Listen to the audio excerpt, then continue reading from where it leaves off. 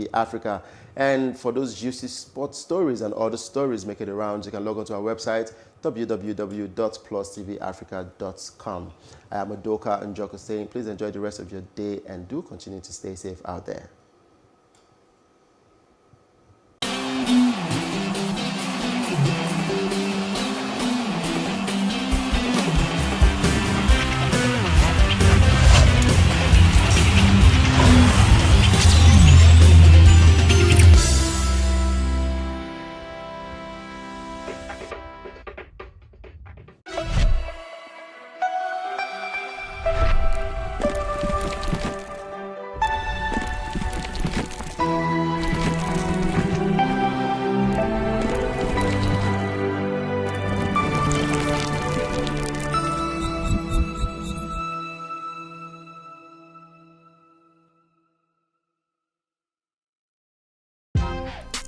Welcome to Tea Time on Plus TV Africa, where we bring you the biggest entertainment stories and, of course, analyze them for you. You can have both parents and still end up as a useless child. I see them every day. Most times I worry more about where I'm coming from and where I am now, and that determines my next step. Why are you sounding like Alibaba now? And Plus TV Africa, we're feeling good. No time to dollar, everybody feeling alright.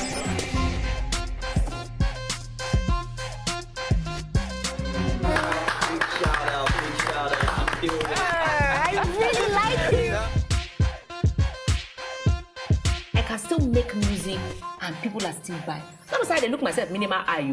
Akpala music is for mature-minded people. I got DMs sometimes from Malawi, like, Sleeping early.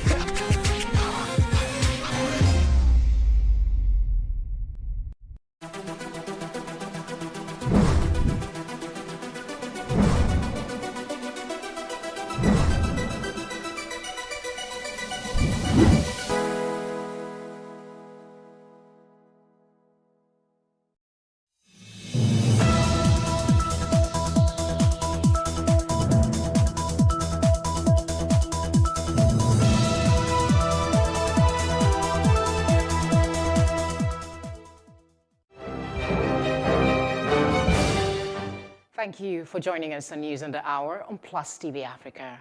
My name is Felicity Ezewike.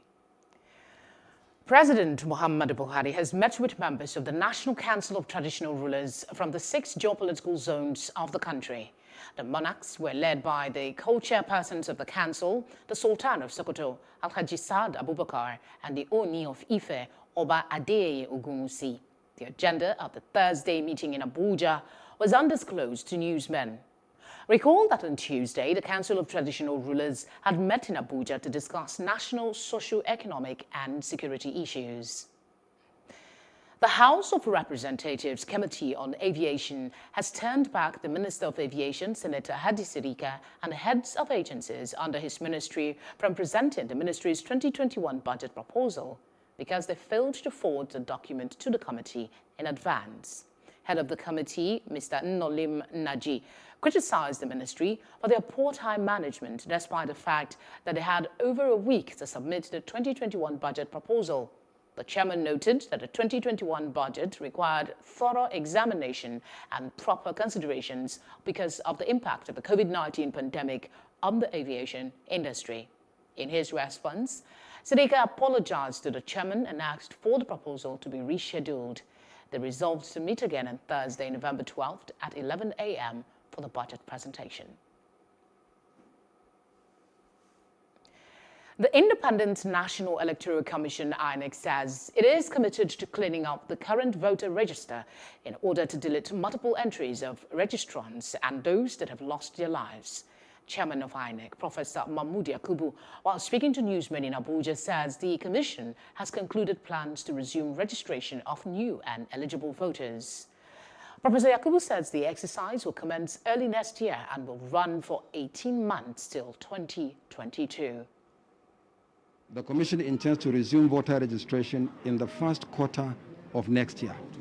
And once we resume, it will be continuous for 1.5 years, at least until 6 months to the next general election. So in other words, we're not going to resume the CVR for a week or two or for a month or two. but we are working out the details.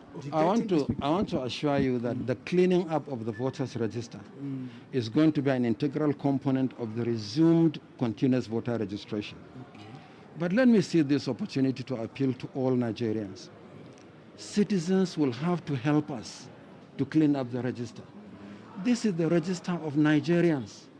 It's the largest database of citizens in Africa, one of the largest in the world. We have 84 million entries. Now, we have been liaising with the National Population Commission, for instance, is the official registrar of birth and death in Nigeria. So we'll work with them to see if we can have the details to continue to clean up.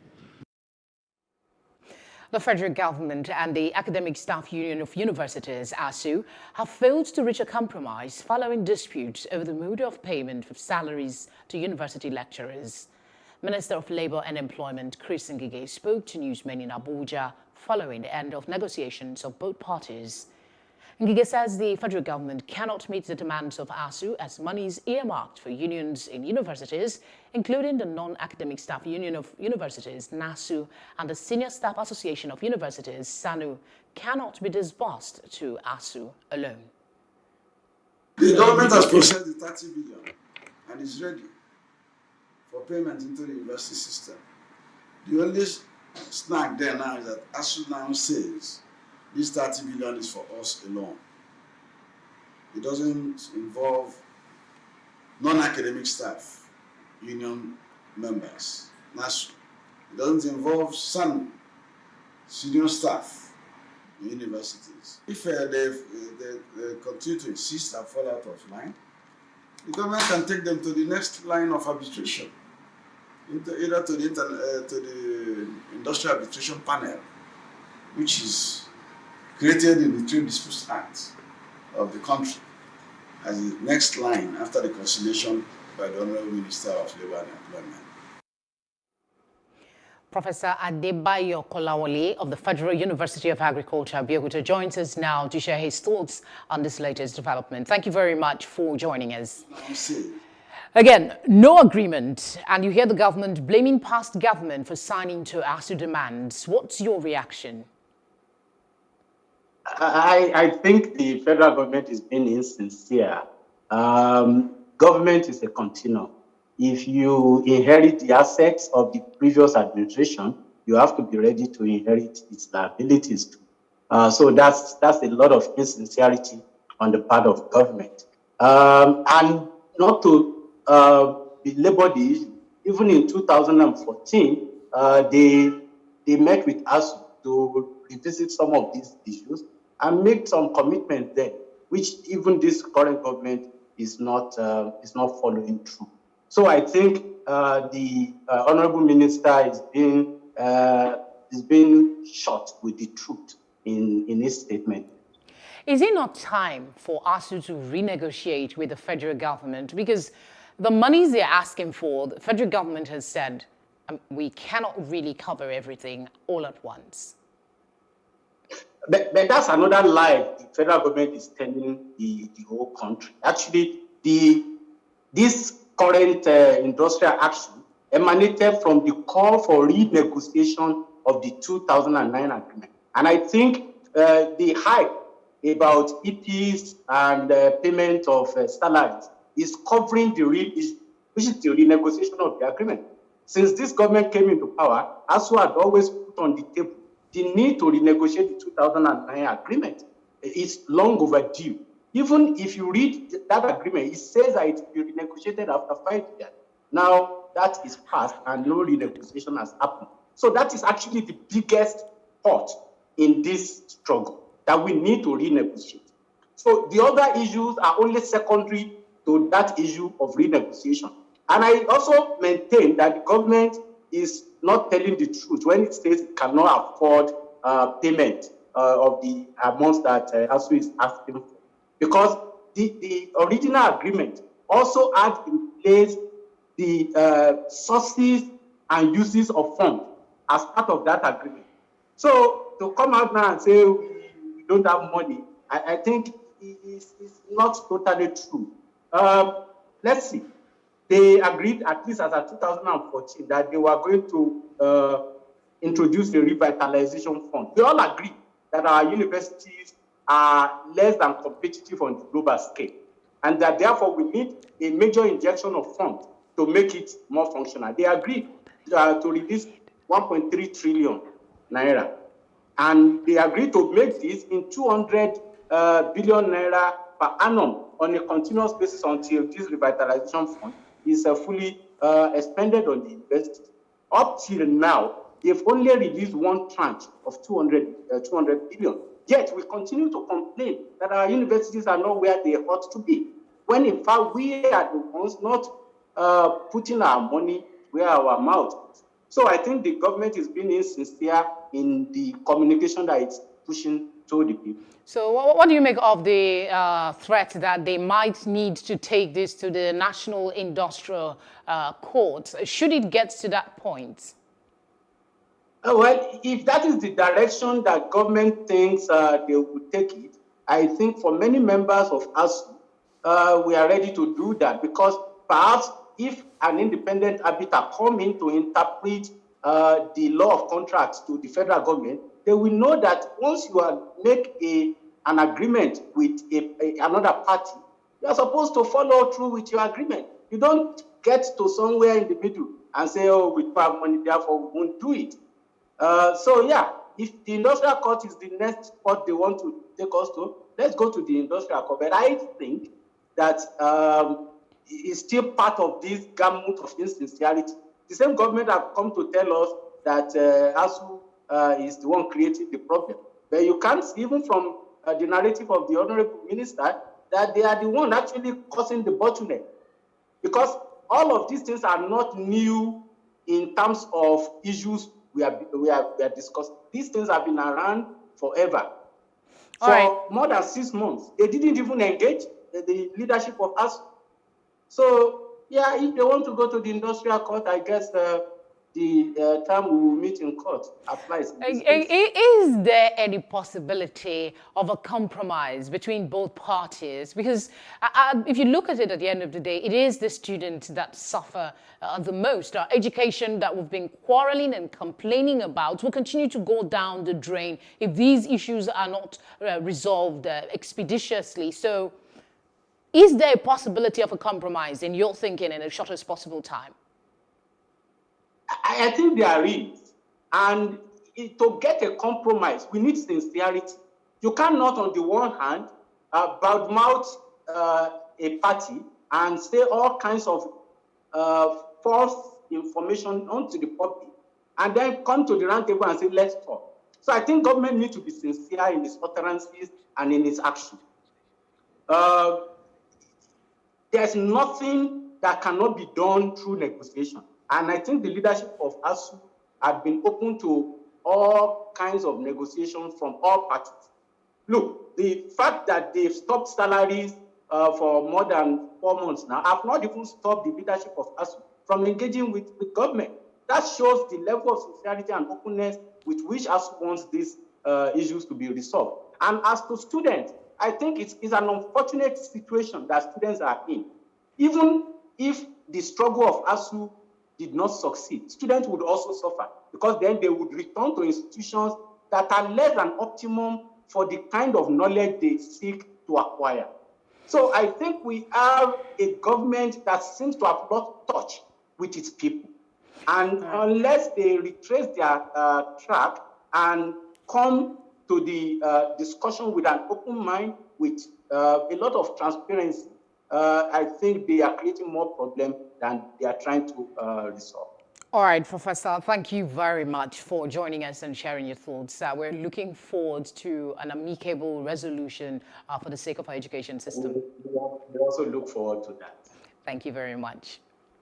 We'll move on to other stories now. Talking security, the Inspector General of Police, Adamu Abubakar, has further reiterated that police officers should use their firearms to protect themselves from attack of any kind.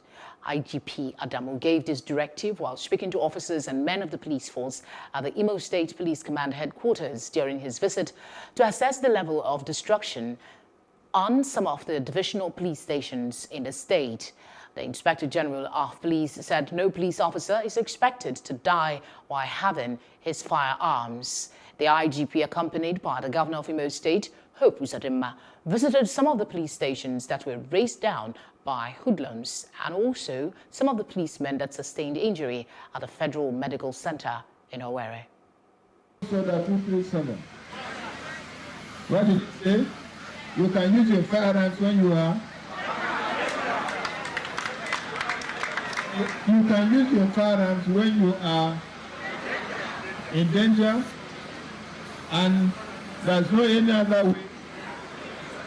There's not any other way to. Therefore, no policeman should die while he's carrying his gun. And because 2-3 persons may speak ill of the police, the majority of Imo citizens who understands the value of the services you are rendering to the society are very appreciative of what you are doing. I was one of the governors who was very amazed by the pronouncement that the SARS will be disbanded. Because in Imo State, kidnapping was on the increase, armed robbery was on the increase, and immediately Imo SARS were deployed to manage the situation. I'm very convinced and sure that all of us in Imo State knew that kidnapping went down. Away from Nigeria for a bit, the World Health Organization, WHO, says the COVID-19 pandemic has dealt a heavy blow to key health services in Africa, raising worries that some of the continent's major health challenges could worsen. Regional Office for Africa stated this in a statement posted on its website. Now, according to the UN Health Agency, the preliminary analysis by the WHO of 5 key essential health service indicators include outpatient consultation, inpatient admission, and skilled bed attendance. Other indicators are the treatment of confirmed malaria cases and provision of the combination pentavalent vaccine in 14 countries, which records a sharp decline. And outside of Africa, U.S. President Donald Trump said without evidence that if legal votes are counted, he would win the presidential election, in a signal he is in no mood to concede to Democrat Joe Biden. Trump said in an appearance in the White House briefing room, complaining that ballots still being counted suggests to him that the election is being rigged and stolen from him. With his re-election chances fading as more votes are counted in a handful of battleground states, Trump launched an extraordinary assault on the country's democratic process. Offering no evidence, Trump lambasted election workers and alleged fraud in the states where results from a dwindling set of unaccounted votes are pushing Democrat Joe Biden nearer to victory. I'd like to provide the American people with an update on our efforts to protect the integrity of our very important 2020 election. If you count the legal votes, I easily win. If you count the illegal votes, they can try to steal the election from us. If you count the votes that came in late, we're looking at them very strongly, but a lot of votes came in late. I've already decisively won many critical states, including massive victories in Florida, Iowa, Indiana, Ohio. To name just a few, we won these and many other victories despite historic election interference from big media, big money, and big tech. As everybody saw, we won by historic numbers. Meanwhile, Democrat Joe Biden said he had no doubt he would defeat incumbent President Donald Trump and win the U.S. presidency, and asked everyone to stay calm as votes were counted. In America, the vote is sacred. It's how people of this nation express their will. And it is the will of the voters, no one, not anything else, that chooses the President of the United States of America. So, each ballot must be counted. And that's what we're going to see going through now. And we continue to feel, Senator and I, we continue to feel very good about where things stand. We have no doubt that when the count is finished, Senator Harris and I will be declared the winners. So I ask everyone to stay calm, all the people to stay calm. The process is working. The count is being completed. Away from the US elections, we go to business news. The World Bank Group IMF annual meeting has been postponed by 12 months until 2022 due to the COVID-19 pandemic. The meetings were scheduled to take place in Morocco in October.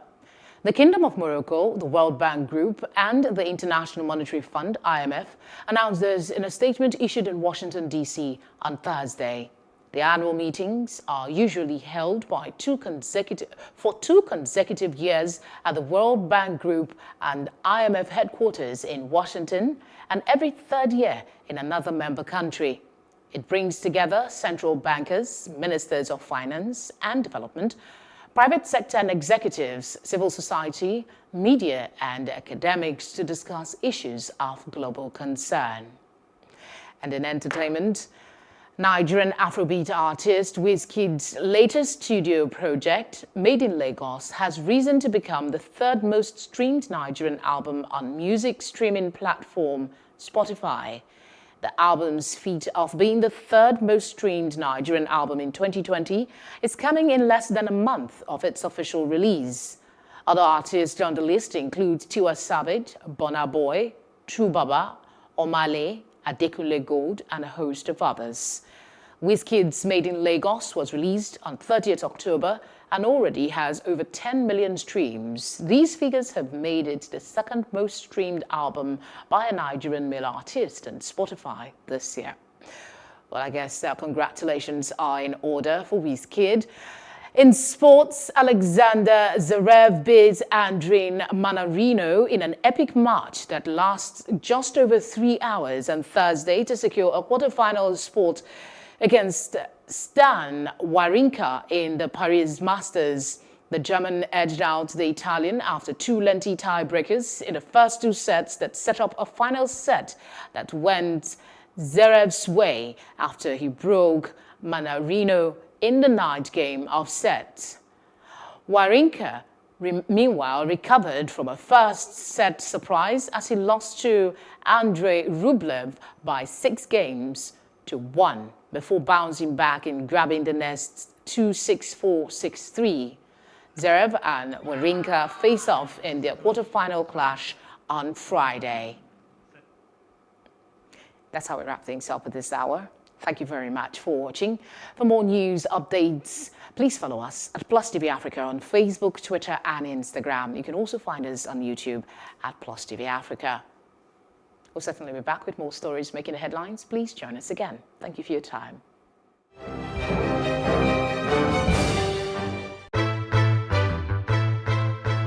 Many thanks for joining us on News on the Hour on Plus TV Africa. State government has approved a bill for the establishment of State Security Network Agency, Amoteco. We have the highest number of extremely poor people in the world. He's not concerned about lecturers that are raping students that are under their care. He's concerned about them being stigmatized. And I can tell you that he will get the result in full measure. He cannot avoid responsibility. Why the focus on Africa at this point? The news only cover, one side of Africa, so we always felt like the picture is incomplete, so we need the whole picture. 65% of these people, whom we term as the urban poor, live in settlements, otherwise known as slums. This is just the tip of the iceberg of the road situations in Lagos, from the mainland to the island. It's been a closed-door security meeting as the retreat for senior police officers hits day 3. There's this basket or there's this bowl that we all come to the center to pick from. Everybody has to see Nigeria as an investment vehicle, not as a distributive mechanism. Still on the foreign scenes, Russia has flatly denied allegations that are spreading disinformation about the new coronavirus outbreak on social media. Australian Open debutant Coco Gauff defeated defending champion Naomi Osaka in 2 straight sets. Kenneth Okonkwo Kanayo and Bob Manuel Udoku have been conferred with the Veteran Actor of Nigeria Award. This is Plus TV Africa. Plus TV Africa. Plus TV Africa. Big stories live here.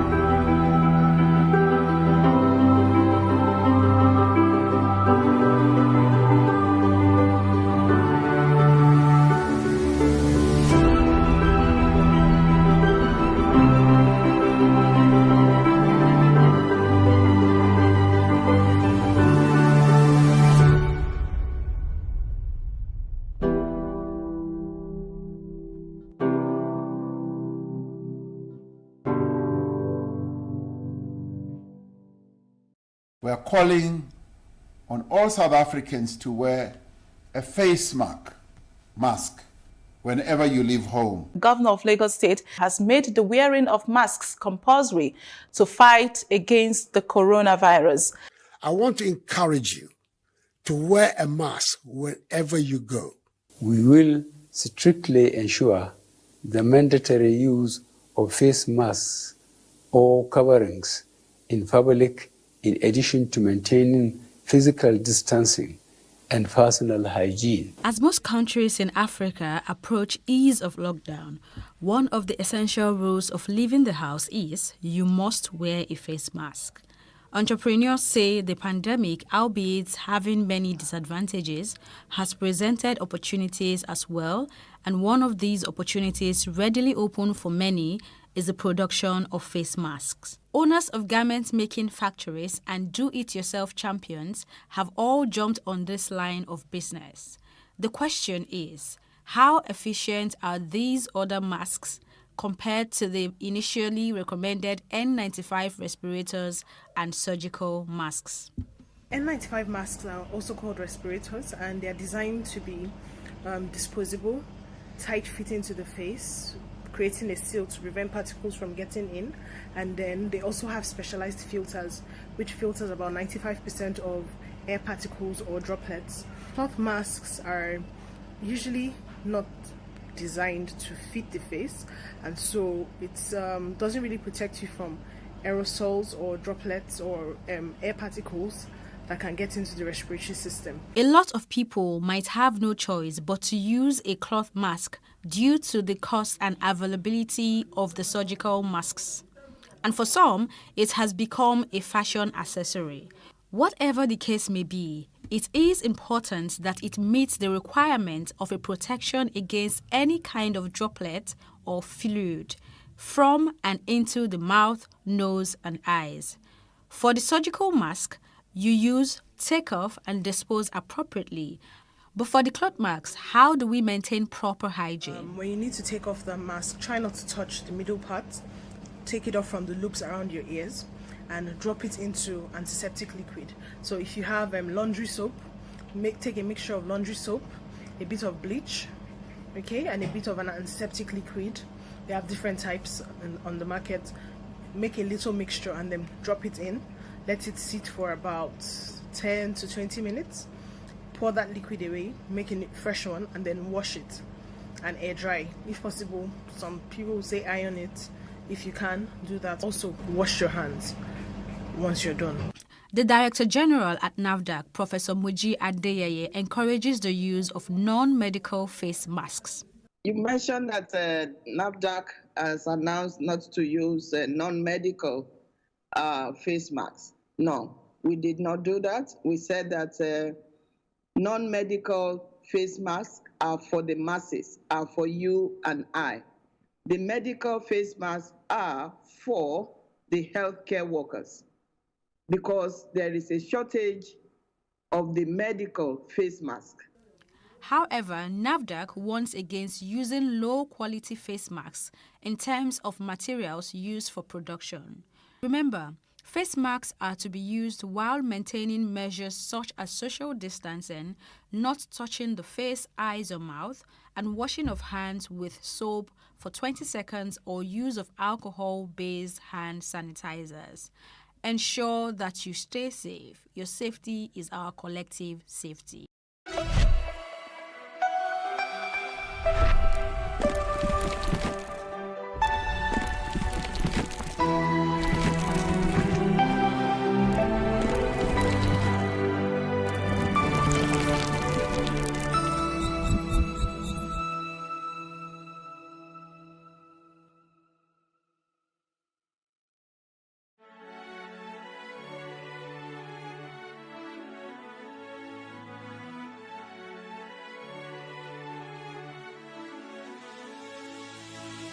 It is engagement we need to have. Those who suffer miscarriages are never taken into account. Members of the National Assembly are also influence peddlers.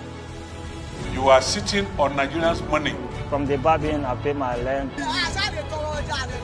On the barbing, I send my children to school. A consultative engagement. No any tangible notification before they ban us. It's one thing for people to be at your back and the heat of the moment, and another thing for them to still be with you when push comes to shove. I will do everything to take Lagos out of the national grid.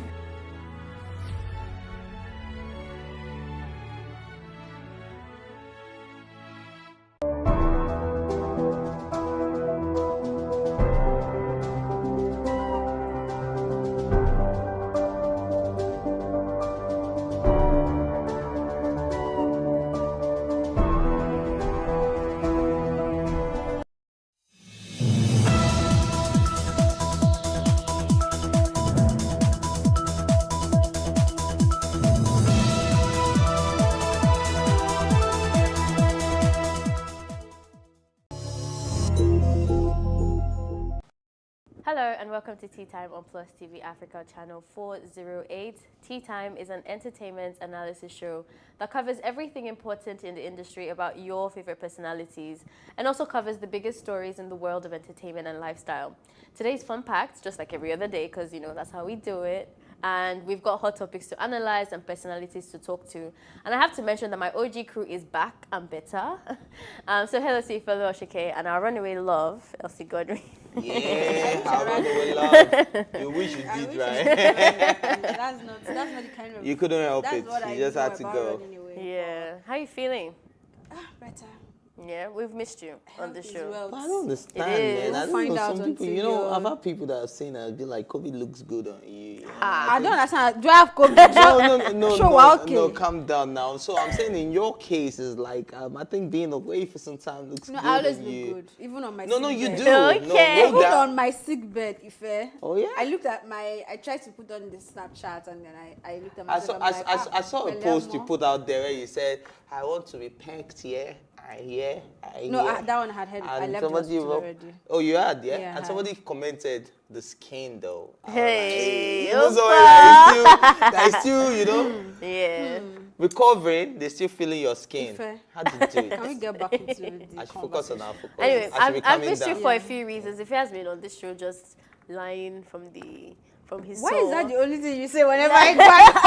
Because I feel like because you're not here, Yeah. it's easy for him to just say, hey, what did I say? I'm You think she knows them end. more than you do? No, I feel like she's been here to witness. So if two people say, Ifemo, you said this. If he has had a girlfriend, he has not had a girlfriend. He's been celebrating so much on this show. I said I'm not celibate anymore. Doesn't mean I was never celibate. Why did you give in to the devil? Okay. All right. Okay. No, that one got me. The devil won. The first topic that we have to analyze today, guys, before this conversation becomes something else, is Tiwa Savage's third studio album, Celia, and it's become the most streamed Nigerian album by a female artist on Spotify in 2020. And this feat has been acknowledged by Tiwa Savage's manager, Vanessa Amadi. Vanessa Amadi posted the chart on her Instagram story, and Tiwa Savage, fondly called Mommy Jam Jam, also shared the post on her story. On the chart, it can be seen that the 40-year-old Universal record singer occupies the second spot, with Burna Boy's Twice as Tall album peaking at number 1, of course. Of course. Made in Lagos to kick that out. Of course. While Cecilia has amassed 13.2 million streams on the platform, Twice as Tall has received a total of 55 million streams on just that platform. Please feel free to let in your voices and contribute to the show by sending in your messages via WhatsApp on 09060005719. Again, 09060005719. All right, guys, please. Permit me. Can you guys indulge me this morning? Oh gosh. You guys were not here when we spoke about Made in Lagos. During the release of Made in Lagos, you were not. Oh, we saw it, okay. You were not here, and she If was you not owned the show. And that day, You were the talker. I've never missed you guys as much in my whole entire life until that Because Made you in Lagos. I wanted was like, to man, I wanted to gloat so What's that bad. gloat about, really? All right, now that's my question to you guys. What do you think about Made in Lagos? Honest opinion. So I've listened to it once, Just once. Okay. And the weird thing is, I actually skipped the song in my first listen. So maybe it's the malaria or it was the malaria. So I don't want Wizkid fans to come for me. I see a lot of people are enjoying the album anyway, and they're jamming to it. But I do not think it was that. It was overhyped. Wasn't even overhyped.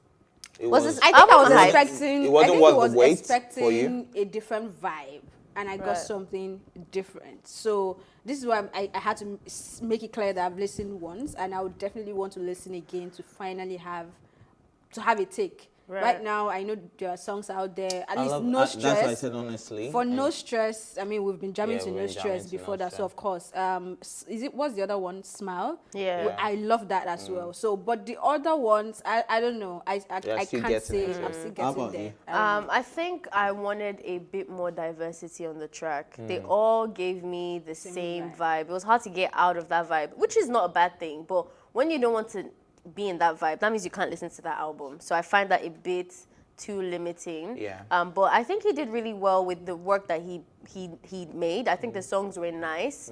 But is it like? But if I'm looking at it, following what you just said, from the angle of Ife telling us that they chose the songs on that album from 400 songs. Yeah, that's. Did you? Hurt me. Okay, excuse me. Hurt me. Let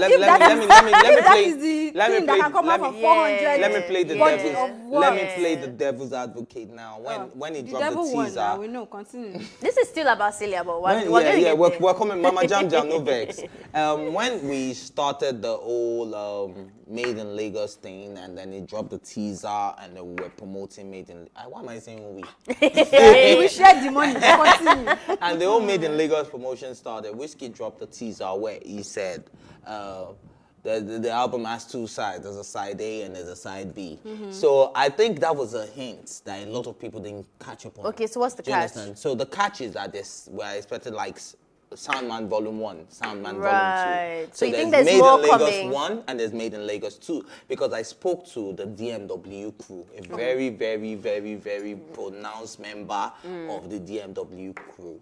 And he gave Made in Lagos a 3.5. He said because they expect... What is DMW's business with Wizkid? No. We're talking about albums. Better Time is coming out, and I had a private conversation with one. That's why I can't disclose the name. From Wizkid. Yeah, we've moved away. And I asked him about Made in Lagos. I asked him that, what does he think about the album? Just a day after it was released, I was with one of them.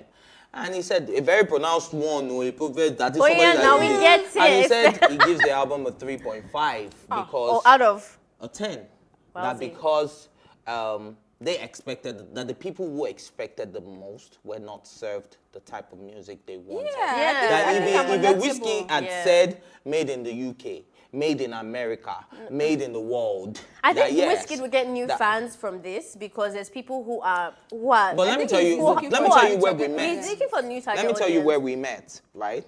Now we met at some Damien. point. No.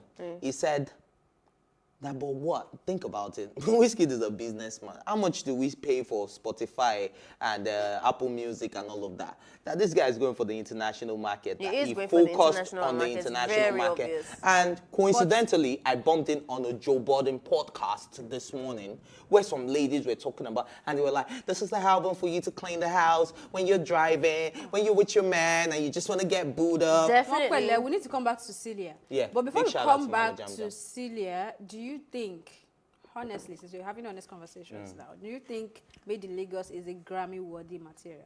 Yeah. Yeah.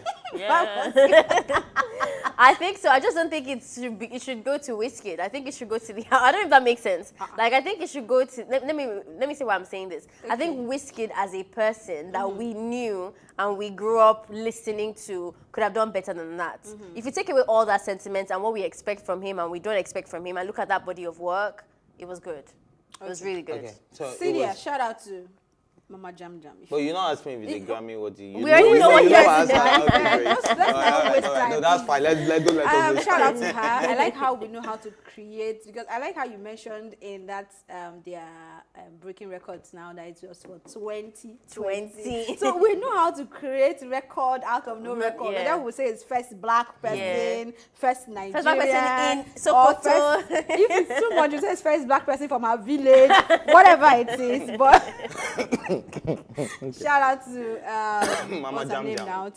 Don't put down Mama Jam Jam. Tiwa Savage. Tiwa Savage. Yeah. Yeah, and still Mama Jam Jam now. She's doing well. I'm also not a big fan of Celia anyway, but it's a good body of work. I mean, there are albums that you would catch me wanting I to wouldn't listen even from say beginning to end. I wouldn't That's when I say I'm not a fan. That's what I'm saying. It's not like it's not good work. Or I would personally say I personally would say it wasn't good work. Like I would look at Made in Lagos, even if I don't like it, and I'll say that was okay. Celia's on. I really struggled. Like there's some songs. Vibe in it. I don't even understand what Celia. There's some songs that to me were terrible. Celia, like I don't even understand why the name Celia. I think she was. I think Celia was supposed to be a very strong political message. Hey. Yeah, it was supposed to be. Wowzy. But it was the opposite. I will Do you understand? Because what's her name now? What's her name? Angelique Kidjo. She has an album called Celia. Yeah, we know that. Yeah, we know that. We saw that, and we saw how it was so African. How it actually was. What's it called now? It endorsed us. It put us on the map because she was talking about some really serious issues. You seem to not want to give attention to Tiwa Savage today because now we're going to.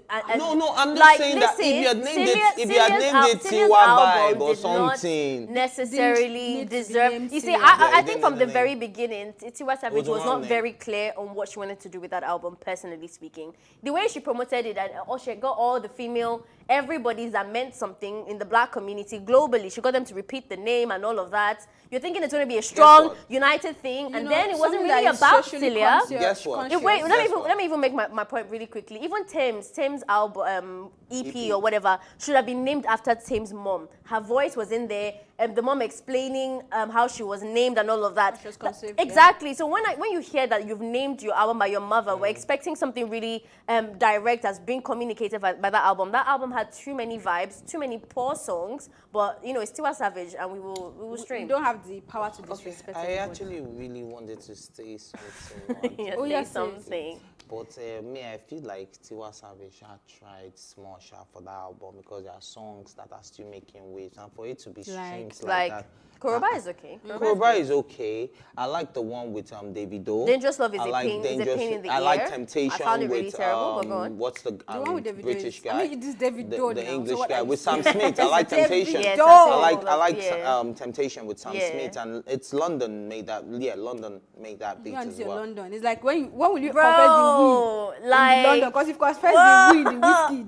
You love London. Like, no, London's did he pay production. you? No, London's production. Let's share the money. I like his production. Do you like SARS production? I love SARS production. I'll put the SARS before London. I'll kick a London out of my house and bring a SARS. Okay, cool. Can we move on? Renowned Nigerian actress and philanthropist Tonto Dike has been known for her intention to become a senator for the Federal Republic of Nigeria someday. And she made this revelation via her Instagram page yesterday, Thursday, November 5th, after she disclosed after she met Senator George Akume, the Minister of Special Duties and Intergovernmental Affairs, with some CYMS delegates. Tonto Dike has uploaded pictures from the event, and a follower of hers took to her comment section and asked, "Tonto, do you intend on going into politics someday?" And Tonto replied with a very affirmative response, actually, and saying, "You are looking at the future senator." And this was written by Tonto Dike, not me. You're not looking at the future senator. I'm not surprised. You don't want to be a senator? Nah, I'm good. I'm not surprised. At all. I Even mean, Desmond. In fact, I had to, come on. Before, what's common? Hold on. What is common? Before, I did not cut from the same cloth. What are you talking about? Cut from the same they cloth. are. They're cut from Nollywood, and they're doing this for clout. Is a strong not because they care about us. You will have to defend your Desmond. I don't care. But what I'm saying is, but there's Banky W. Banky's doing okay, and he's also cut from the same. No, Banky wasn't cut from the same cloth. Well, I mean, entertainment industry. Well, he's an actor now. I feel like he's a better actor than a. Okay. There's levels to it. Don't complete it. But what I was trying to say, is that Tonto Dike is putting in the work. Unfortunately, the media is showing, but the media coverage for the work cannot be compared to the media coverage when my sis is running wild. You know what? When she must be moving mad. When she's doing what she's known for. Yeah. But Tonto Dike is someone who is genuinely, I think I can say so myself. I mean, I don't have a personal relationship with her, but I follow her and I've been following her work for a while. And I think she has this very genuine interest in helping people get better, helping from young people to women who need it, and even children with her foundation. I know at some point it felt like her foundation could be another form of foundation that I would say maybe is the audio, scam and all we have in the country. But she has been able to prove that she's there for the long haul, and now she's kind of working close to the government. So I don't think she's even very interested in Nollywood as Nollywood anymore. We just know Tonto as someone who used to act. I don't think she's interested in that area anymore. And she's actually putting in the work. For Desmond, I cannot say, correct me if I'm wrong, anybody, but I cannot say this is what Desmond did or have done. Before we saw he's running for senator, and then they said, how will he win? And somebody somewhere said he probably has a godfather that assured him. However that played out, I don't know. But I cannot say this is what he did or this is a track record in that area that would necessarily say if you go into the Senate, if you go to represent us and they give you the money that is always allocated to them for their constituency each quarter, which nobody's talking about, that they swallow, that snake used to swallow. That if you get there, I feel like she'll be able to do something, even though I know you will see chop where you're eating. But I think that she'll be able to actually impact people. So I'm not surprised. I don't get that pigeon. Chop where you're eating. If I don't, let me go back to it. I'm just joking. Go on. Yeah, I think she's good for the job. Okay, I mean, I agree with everything they said until the final part. Where I'm not gonna say that I think so, because I think I'm scarred a bit. By Nigerians. Yeah, and I really don't have any trust for anybody. We have trust issues. I have serious trust issues. I don't trust myself anymore, because if I see the national cake, I'm like, as in, because I might just feel like if I don't cut mine now, they'll finish it. So that 2010, we'll lose. 2020. Guys, they are joking. They don't mean it. They're not gonna do that. Vote for me for governor 2032. They're not gonna do that. I think that not everyone who has a passion for Nigerians. I think in her case, she has a passion for women, and she has a passion for children, and even just oppression in general. She doesn't like when things don't, when powerless people are being taken advantage of. I really see her having a lot of hot blood for that, and I really respect that. But I don't think that is enough for me to translate into the fact that as a senator, you would do everything that it takes to give that role the due attention that it deserves or whatever. I'm not really sure what she has in terms of like knowledge and experience and capacity, because emotions and ginger for oppression is not enough for me to do that. But I wouldn't say that she's the most terrible option. Like, I don't see her as a senator and I'm cringy, like, oh my gosh, I hope not. So I think that's a good thing, yeah. All right, so for me, okay. So this Tonto thing is very, very, very, very complicated because let me tell you why it's complicated. She's had a fair share of people being against her. And she's had a fair share of people loving her at the same time. And she's had a fair share of being very vocal about a lot of things. We've loved her, Plus TV has loved her. We've loved her, we've hated her, and then we've loved her again. And we'll see it again. We will still definitely hate her again. So Tonto, when I say it's a thin line between love and hate when it comes to Tonto DK. And like you rightly said, is she the worst person that I would like to see on the Senate seat? No, she's not. But is she right for the job? I really do not know. But I would like to come to where you are also coming from, which is why I said it's a complicated situation, where you said before she even made this political ambition known, she has been working at making people's lives better. Even the NGO, even if they want to say it's all due, it has helped 2 or 3 people at least. More than that. I'm even saying that. Let us even say it's audio. She came out to say they helped like 1,000 people a year, blah blah blah. Okay. I don't know if it's up to 1,000, but she mentioned a particular figure, which was quite a lot. And a lot of people say, Tonto, from where? We know the CM. But at least 2 or 3 people have benefited from a Tonto DK. So I can imagine someone that has human compassion, that has, she knows how it feels to be down, right?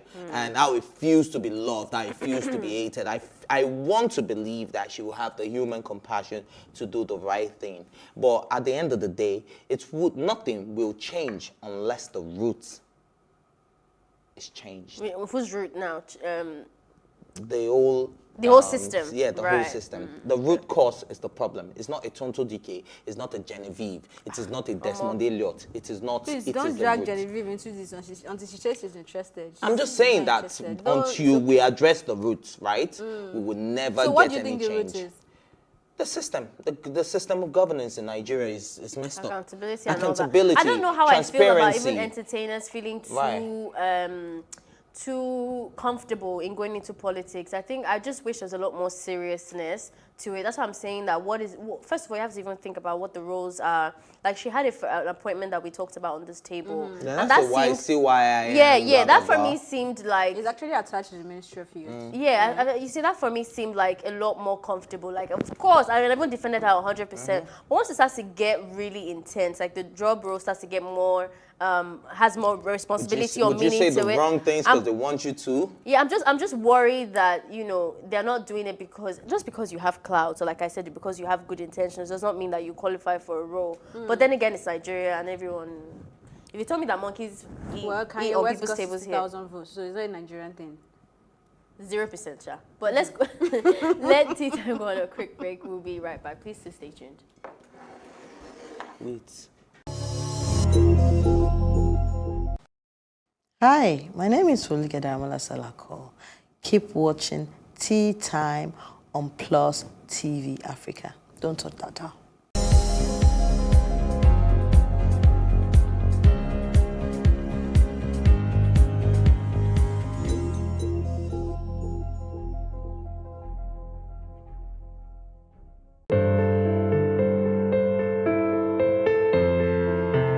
Honey!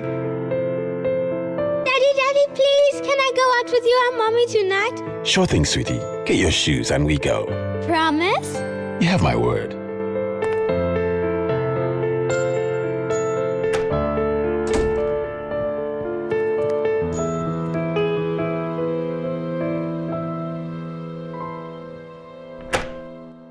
Daddy! And I wouldn't leave without you, my princess. Stay safe. Maintain social distance. We are Fidelity. We keep our word. The Breakfast. Dissecting and analyzing top stories in the news. The mess of 16 years cannot be clean. And so for 2 years, they also started adding mess to the mess. If the terrorists killed 100 people, that is probably not news.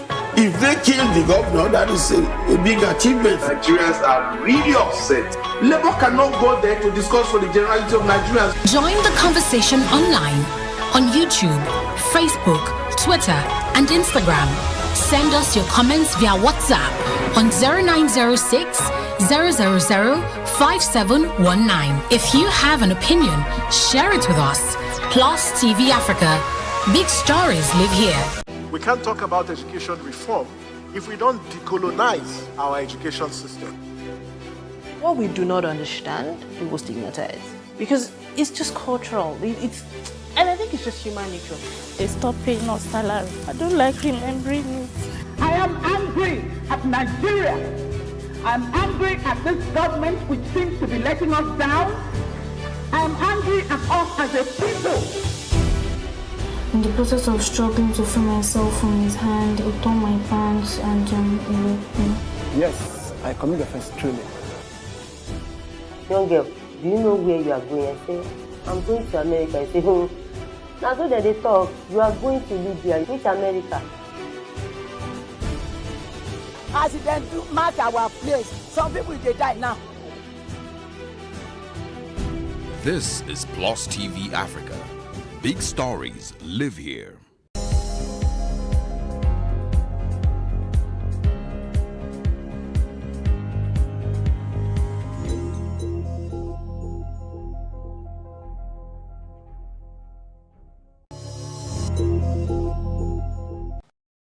Hello and welcome back to Tea Time on Plus TV Africa. So we do have a special guest in the building, and that person's name is Ebata Gidoni. Yes, Big Brother Naija Gidoni from season 4 reality TV star. He's a fashion entrepreneur who likes to keep it simple, as you know, with a dash of sophistication. The 31-year-old who hails from Cross River enjoys basketball, soccer, talking, walking, and cleaning the house. Yes, I said that. The other talents include writing poetry and drawing. As you might know, he's really private, so you will get to see him in our interview and get to know more about him. Please welcome Gidoni. Welcome. Hi guys, hello. It's hard to find anything on you online, anything. But how are you doing? It's hard to find, right? Yes, it is. It's very hard. It's not intentional. Of course. It's not intentional, but can I be politically incorrect? Yeah. Correct. Please do. Yeah. So my profile I think is very intentional. I try to stay offline as much as possible, and I love the element of surprise. Right. So as much as I keep offline, that's how much I surprise people online. So I mean, it's a very intentional thing to stay clean online. Okay, I like that. I think we kind of saw that a little bit in your stay in the house at Big Brother. You were quite deliberate about how you were presenting yourself and all that. I want to ask you really quickly now, post, because it's been a while, post Big Brother Nigeria, what have you been up to? We can see a bit of your fashion, endeavors online, which is it's a standout and it's doing really well. But I want to just have a chat with us and talk about what your life has been like till now. What are the updates? Yeah, thing is, coming out of the house, it's been a plate of everything basically. I've tried my hands in a lot of things. I stuck with fashion, like you all know. First love. I don't think that goes away easily. So fashion is number one, and I've given a lot of thought to it. I've put in a lot of work, and by God's grace, I've dropped one collection. So I think by God's grace now I can be called a fashion designer. Before now, I used to refer to myself as a tailor because I hadn't put out any work or any body of work out there. So for now, I can be called a fashion designer as I've come up with some ideas that I think one or two persons can take home. Nice. Yeah. So, and apart from that, I've tried my hands on acting behind the scenes. I've done like crash courses on acting. So I think those jobs will come up very soon. And then yes, politics too. I have. Yes. Okay, let's touch on the politics real quick. In what on capacity are you It's looking at? Sorry? When it comes to politics, what capacity are you looking at? Yeah, the thing is, there's a shift. There's a paradigm shift that's happened already, and the shaking is happening as we speak. So a lot of young Nigerian youth, or a lot of Nigerian youths, are seeing the prospects in changing the game of politics.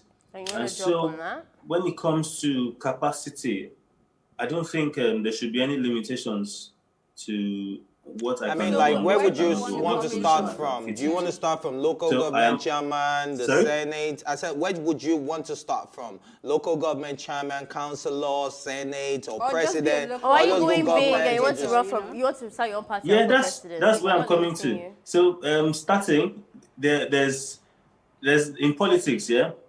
You start from the grassroots, right? Or you get imposed or dropped on the people.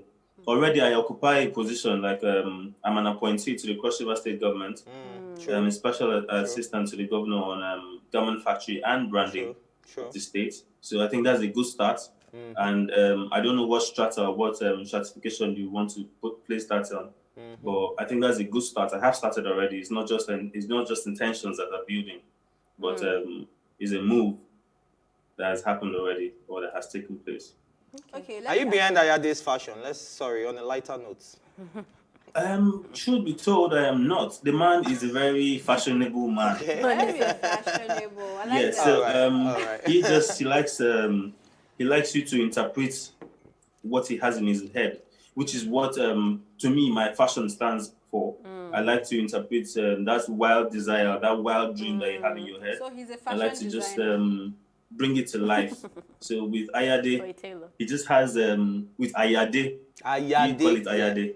Okay. with Ayade, he knows what he wants, and then he tells you this is what he wants to do.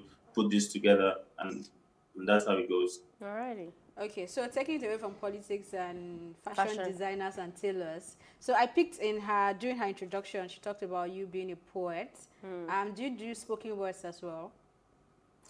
No, I don't do spoken words. Actually, the thing is, funny enough, I've been somebody that really doesn't like to be in front of the camera. So because of that, I just like to write, and then any other person can put it out there. But thinking about when it, did you start writing? How long have you been doing poetry? Forgive me, I love poetry. But how long have I been? I think for the longest, I just love to write. I just write for fun. I just love to write. I even belong to a book club. Do you have any up the dome right now that you can just do? I just write. Some of my pieces are out there, and we use them for dramas. We use them for poetry, for the whole what's it called, spoken word and stuff. Would you want to give us a line or two? Without Kafi being jealous, obviously. A line. I told you I don't do in front. I just like to write it. Oh my God! And I didn't know you were going to put me up to this. A line or two. Just try. You're already doing the interview. I mean, you might as well. I'm already in front of doing the what? camera already, so you're just do doing it. great. I'm doing great. What do I do now? What do I say now?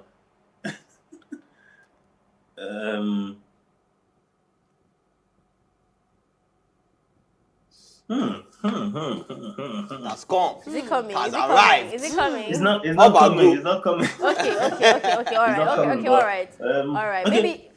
How about we just go on, and I'm sure I'll drop something. Okay. All right. Okay. You've mentioned quite a lot of things that I would describe as really artistic and performative, really. But at the same time, you are not a celebrity. Like, you don't enjoy the celebrity lifestyle and celebrity business, even though you are quite well known. It seems like you don't want to actually do that showbiz aspect. Let me rephrase that. Like, you don't want to do that showbiz aspect, but your name is still there. You cannot walk just anywhere. You're still going to have people like us calling you for interviews and all that. But I wanted to ask, for someone like you that has that type of complexities, especially with your identity, really, how do you handle two things? How do you handle rumors, and how do you handle people defining you as something that you're not? First, when I came out of the house, that was some really disturbing thing to handle. I didn't know how to manage lots of that, but somehow I think with time, because I was so upset at certain things, I thought I would just swing. But God's so kind, I managed to handle the pressures well, and I just turned the other way. It's only when I'm asked face to face I dare to even want to explain. A lot of times I just see these people as I see us basically celebrities as puppets to the people to our fans, and they come up with these rumors or these identities for you because it's who they think you should be, who would amuse them, or who would entertain them. All right. So if you don't encourage it, it just dies off. It goes down. But anybody that cares to want to know the truth and comes to me, fine. If you do not, I just see you as another fan. All right, Gidoni, I would just like to touch on Kathy real quick. Congratulations on your wedding. This is the first time you've been on the show, so I know it's long overdue, but congratulations. And secondly, I'd like to touch on, we heard the sad news of a brother, how he died and all of that. We'd just like to know from an inside person, can you give us an update on that? Because that's something we're really concerned, and our heart really goes out to her, and we just hope she's okay. How's she handling that, and what's the update? Yeah, thank you for being this sensitive. She's not okay. On her birthday, she didn't even want to celebrate anything. She just wanted family.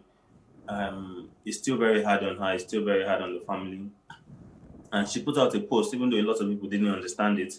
She said she would rather that her brother be plastered on all social media fronts, so that the police will know, or the community or people would know that her brother's killers haven't been brought to book. And we would like to know what the police are doing about it. And if they are relaxed, maybe this wave or this post will wake them up again. Yeah. The killers haven't, nothing has been done about them. We're still yet to hear word from them.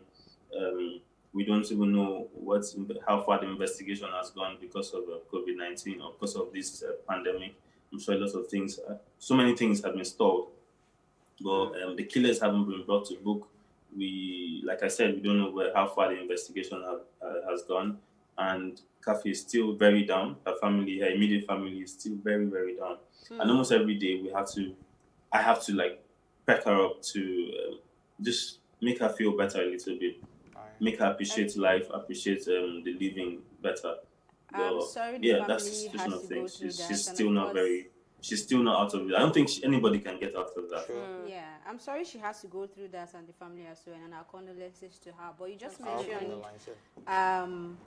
COVID-19, and we hear there is a second wave of lockdown, or is it a third wave for UK actually? How are you coping over there, and how is the environment? Please make the answer really quick, because we need to go on a break. Oh, good. As you can see, I'm all suited up, very covered. So I haven't left the house. You know, there's something to say. Nigerians are they're very law-abiding outside Nigeria. If it was Nigeria now, and I want to pick out to see what is happening, but I think those white men won't be very happy to see black. You're even scared to look out the window, bro. So I'm indoors. I don't think, maybe today I'll just take a stroll to the shop or somewhere. Can you just look out the window? Let's make sure that you're okay. Yes, I'm very okay. I'm very safe. Just look out the window, small. Just small. Okay.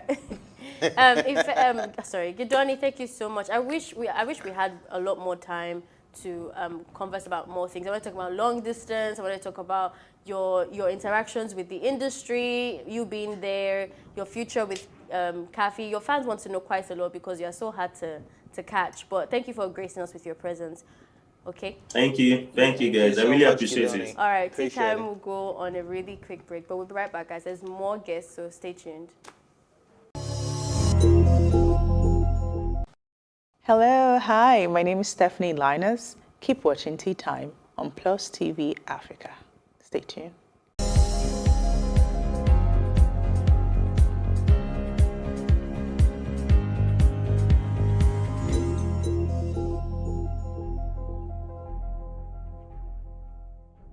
Here are the things to do to avoid getting or spreading the coronavirus. Always wash your hands thoroughly with soap and water. Carry with you and use an alcohol-based hand sanitizer at all times. Avoid touching your face unnecessarily. When you cough or sneeze, do so in a bent elbow and not in your hands.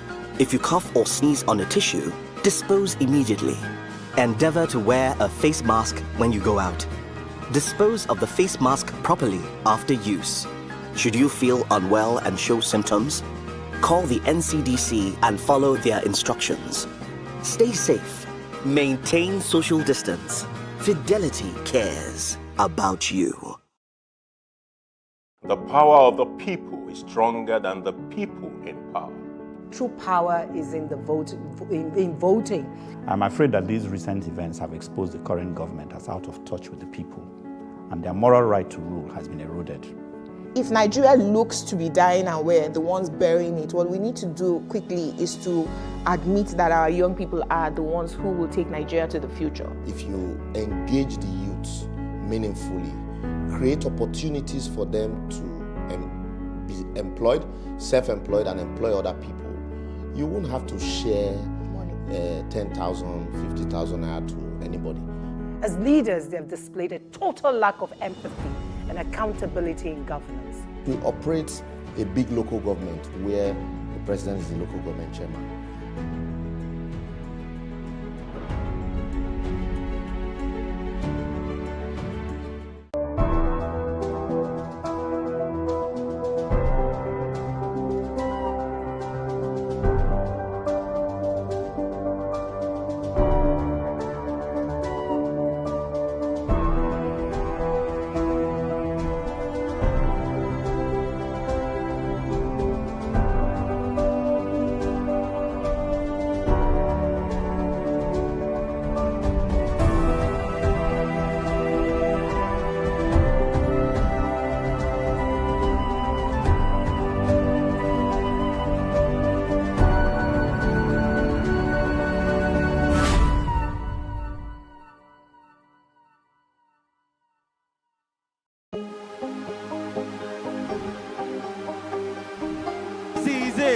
For upcoming artists to blow in Nigeria.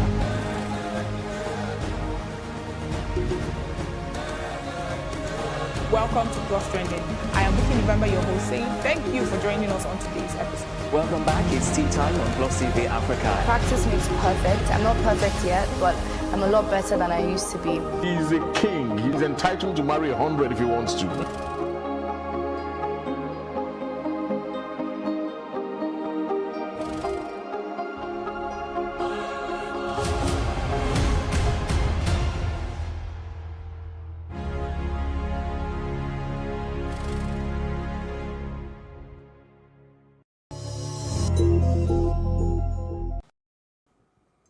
Hello and welcome back to Tea Time on Plus TV Africa, channel 408. So we just had Gidoni in the building with us via Zoom, in case you missed that. But we have another special guest who is also a Big Brother Naija finalist, ex-Big Brother Naija housemate. And that person is Seyi Awolowo.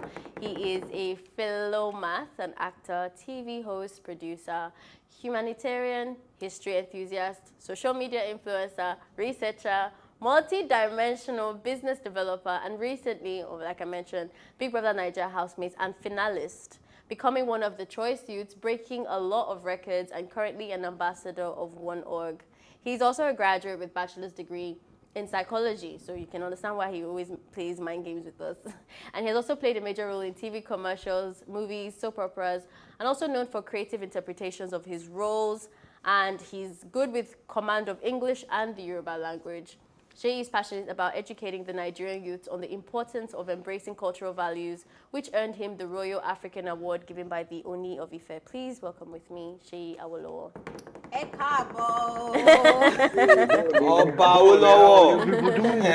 What's good, man? How you doing, bro? How's it going? Good to have you on the show. I'm good. I'm Gucci. I'm good. I don't know if we should give... He needs to speak some Yoruba. What's Gucci? I don't know. How do you say thank you for having me? In fact, chilling go. I don't know if I should expose the background story to having you on this show, but we thank God that you actually graced us with your presence today. I want to touch on really quickly how you have been, obviously, with being an ex-TV star. That in itself is a different kind of bargain, and we've heard Gidoni's take, so it'll be unfair not to hear yours as well. Okay, well, I'm not gonna lie, it was all new coming out the house, different expectations, demanding fans and all of that. But thankfully, I've always said I had one of the best support systems known to man. My family has been second to none. And I also have a girl that can never be matched, hardly matched by anybody. And they were there for me throughout. They made sure that I got myself back on track. It was tough, I'm not gonna lie. Thin line between normalcy and depression, you know. Wow. But we are, you know, we're on top of it now. We're getting ourselves, because I'll say literally, I just got myself back properly during the COVID lockdown. Because that's when I was able to spend enough time with my family and, you know, close associates. So that was when I really got myself back. But the minute we got out of the house, it was just boom, work here, they're coming here, they need you there, they need to do this here. It was until the lockdown that I was able to get myself properly. And, you know, gradually, you know, everything is getting back to normalcy properly. All right, Shay, basically, right, this is coming as news to me that, you know, it was a thin line between depression and being you know. This is new to a whole lot of us. But at the end of the day, I'm privy to certain information about you and certain things about your personality because I've known you since childhood. No bragging here. Yes. I'm just saying it. But I've known you for a while. But one thing that has one thing that has remained constant with you, even while I was watching you, I was like, but boy, you change. Like, you're still the same guy. You understand? The same guy I knew 10 years ago, 15 years ago, is the same guy I saw in Big Brother Nigeria. How have you been able to remain true to yourself, even when you're on screen and off screen? What's the strategy, bro? There's no strategy. It's just a matter of staying true to yourself and following through with that principle. You can't compromise your sanity or yourself for another person, because if you're trying to imbibe other people into your own character, you tend to break down afterwards. It's like, I'll say, taking a strategy into the Big Brother house. The minute you miss one line or one part of your plan, everything crumbles, because that's not who you originally are. But when you are just you get to enjoy there's no limits on who you can be when you are yourself. You can become whatever you want to be. You can literally balance things out. You will be honest, just be honest to yourself. That's the real thing. Because like I said, my support system are people that will tell me, why are you lying to yourself? That's not you. And they walk away. And it makes me think. So over time, I constantly got that from them. You know, I will go and meet them. How far do you think I'm overdoing it? Or no, Shay, just be yourself. Do what you do. Don't forget to make mistakes. You can only learn from mistakes. Yeah. And so over the years, trying to be something that I'm not always came back to bite me behind. But being true to myself, I hardly ever have any regrets. So basically, that's just it. Okay. Hi, Shay. I don't know you from childhood. Adam. So there's nothing to brag about, really. But I want you to touch on the NSAS protest, because I was there, I think, twice or thrice, and I think I saw you actively involved and present. So was it a personal struggle for you, and would you say we have won something? For me, you know, there's this thing, they say if rain fall, this is a quote from Gidoni, the mob besides, like, so he said it first. If rain fall and it no touch you, no mean say rain no fall. Sure. You get. And I've been hearing so many people say this last thing, these people catch you, these people do this. And honestly, I even had a close encounter with the one anti-cultist squad in this that landmark area. When one of them, it was me in particular, they just asked to come out of the car, this. And then I think maybe one other person, one of them that actually watches TV, I said, now this guy go Big Brother, leave and make it, they go. So that means if that guy didn't know me, I might have gone through hell. You get, so I don't know when the next time can be or could have been. And when the stories I'm hearing, they just check your phone, go straight to a text message, they go to your account balance, see how much you have, and they now start pointing a gun and threatening your life. They would have done it to me and acted like they don't know me. And the honest truth is, as you can see, I've not even heard any officers' names. Like, I've not seen anybody, any police officer set of pictures and all that pasted that these are the people that committed these crimes and these are what the things they did. And all the people's names are in petitions. I'm meant to be seeing it in pictures. I'm meant to be seeing it everywhere. So the world, Nigeria knows who these people are. But it's not there. So imagine if they had harassed me. People will be saying, Omaulo, he has connection. There's no Omaulo, he has connection there. They would have used me to do what they want to do before any connection can come to connect. So do you think we got a win? To a certain degree, yes, and to a certain degree more, no. Because with everything that's been going on online, I'm not going to lie, it's like a movie. I mean, we're very cheap theatrics. It's like they're just writing scripts upon scripts to make us seem like we did not know what we wanted or what we were hoping for. I mean, they saw videos of security personnel or people in SUVs telling goons or you suppose, as they call them, to go and attack people. Why are those people? Yoruba. Why are we? Let's not even agitate anyone because this conversation goes deep. But we've said it on this table, and I know every Nigerian youth feels the same way. We haven't given up yet, and we're holding on to hope. We are not. But I'm gonna hold you for a second, but please stay tuned, guys. Sheyi and Gidoni will be right back.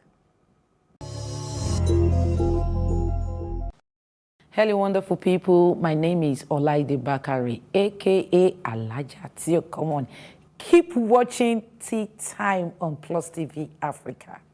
Don't change that dial.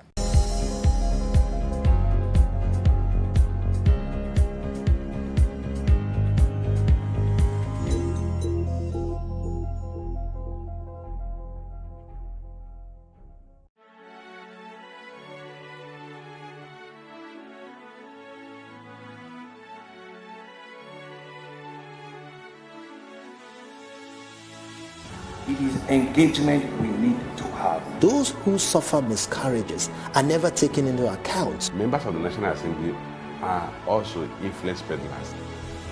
You are sitting on Nigerians' money. From the barbing, I pay my rent. From the barbing, I send my children to school. A consultative engagement. No any tangible notification before they ban us. It's one thing for people to be at your back and the heat of the moment, and another thing for them to still be with you when push comes to shove. I will do everything to take Lagos out of the national grid.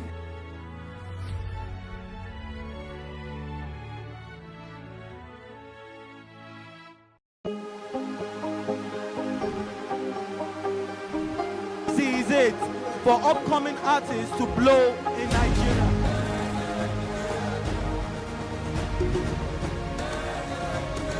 Welcome to Plus Trending. I am Bookie November, your host, saying thank you for joining us on today's episode. Welcome back. It's Tea Time on Plus TV Africa. Practice makes perfect. I'm not perfect yet, but I'm a lot better than I used to be. He's a king. He's entitled to marry 100 if he wants to.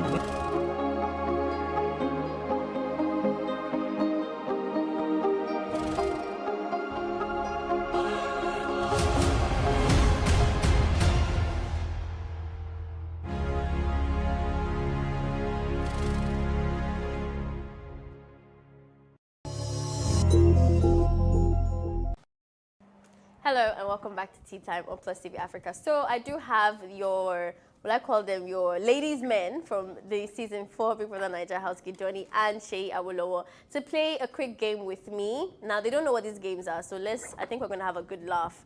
There's going to be 5 questions in 4 rounds, so I will explain it to the boys. Are you there with me, Awolowo, Sheyi and Gidoni?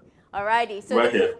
Okay. So the first round is supposed to complete the lyrics. I'm going to tell you the name of the person, the name of the song, and then I'll read out a lyrics and then you complete it. I'll give you the options and then you choose which one is correct. If you get it, you get 1 point. Okay. Alrighty. Okay. Are we ready? Okay, so I'm going to start with you, Sheyi. Okay. All right. So the first name is Tenny by and her song called Case. So I'm going to read the lyrics now. So tell me, what the hell are you waiting for? If not to chop Indomie, we go chop. Then now, the option, what is the next part of the line, right? Is it A, if not to fry akara, we go fry, or B, if not to soak gari, we go soak, or C, if not to soak akamu, we go soak? Akamu. See. No. Jay? No. You only had one. You had one. It is Gary. On to you, Gidoni. Gidoni, take this home. That's so Gary now. Gidoni, quickly take this home. Burna Boy on the low. Okay? Burna Boy on the low. This is the part. Hi. This is the part I want you to complete. Is this for me? Yes, Gidoni, it's for you. Okay. Angelina, you they cool my temperature. Now, option 1, what's next? If you call, I go come deliver. Or B, if you come, we go live forever. Or C, if you carry, we go day together. Do you want me to take the options again? Really quickly. Really quickly. Hey, if you call, I will come deliver. Correct. All right. Second round is to you, Shay, and this is to guess right. Really quickly, what is MI's real name? No options. Tell me, MI's real name. Jude. Jude. Did you just help? You don't need yourself. Give me the last name, really quickly. Give me the last name. What is the last name? It's my G, you know. Shay, what is the last name of MI? Really quickly. This guy. Shay, you don't know. You don't know. What is MI's real name? What is MI's real name? Shay, really quickly. You have 5 more seconds. Judabaga. Correct. Okay. On to you, Gidoni. What is Mr. P's real name? Peter Okoye. Nice. Okay. Third round. This is to you, Shay. Who owns the lyrics? So I'm going to sing the lyrics. I'm not going to sing it. I'm going to read the lyrics to you, and then you tell me whose lyrics it is. And I'll give you options. You have to tell me the best one. Okay. You're supposed to be one night fling, but now I don't they catch feelings. Which song is this line from? A, Joe Boy, B, T Classic, C, Omale, or D, Bad Boy Tim's? Really quickly. Omale. Shay, you're doing terrible at this. You just felt that it's Joe Boy. Okay, Gidoni, on to you. Okay. What did he say to make you so blind to your conscience and reason? A, Fela, B, Lagbaja, C, Asha, D, Burna Boy. Asha. Correct. On to you, Shay. She got the keys to my Porsche. She got the keys to my Porsche and my Rover. We in Miami living la vida loca. A, Runtown, B, Fouls, C, Mr. Easy, D, Wizkid. Shay? Shay. Sorry, the options again. Sorry, the options again. Yeah, the options again, please. Okay, so let me read it again. She got the keys to my Porsche and my Rover. We in Miami living la vida loca. Runtown, Fouls, Mr. Easy, or Wizkid? Runtown. Ha! Shay!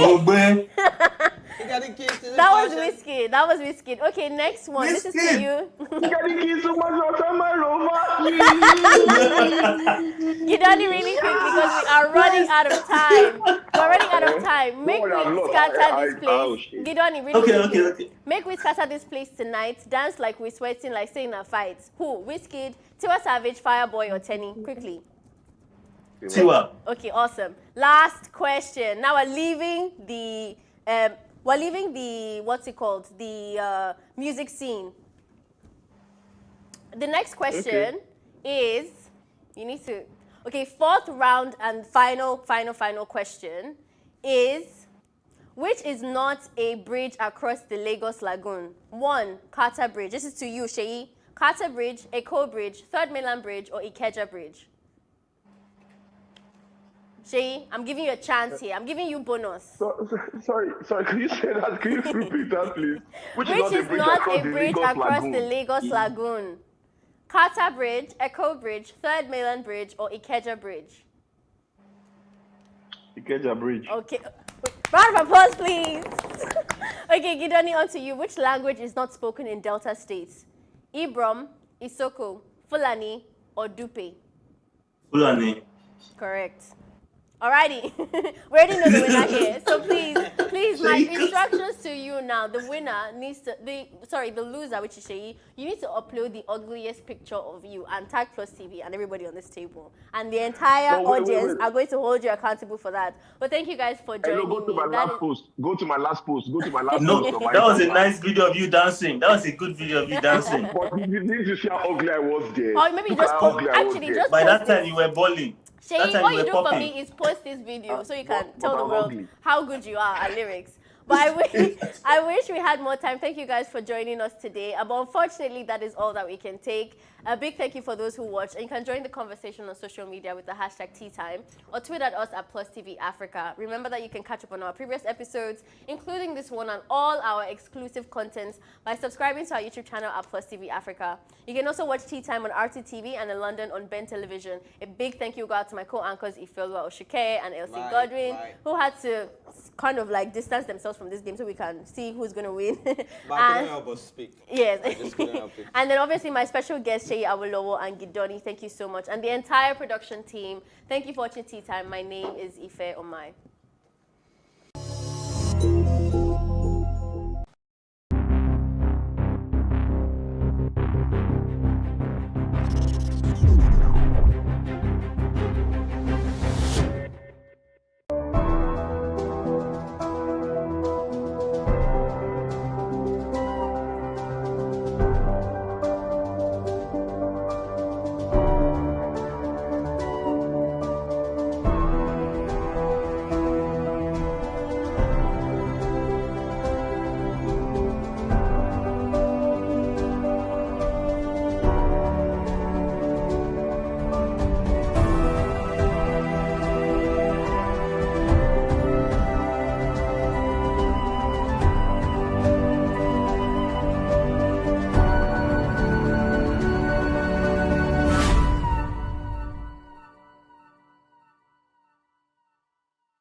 The power of the people is stronger than the people in power.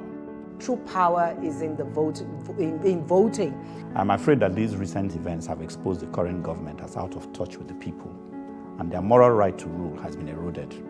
If Nigeria looks to be dying and we're the ones burying it, what we need to do quickly is to admit that our young people are the ones who will take Nigeria to the future. If you engage the youth meaningfully, create opportunities for them to be employed, self-employed, and employ other people, you won't have to share 10,000, 50,000 naira to anybody. As leaders, they have displayed a total lack of empathy and accountability in governance. We operate a big local government where the president is the local government chairman.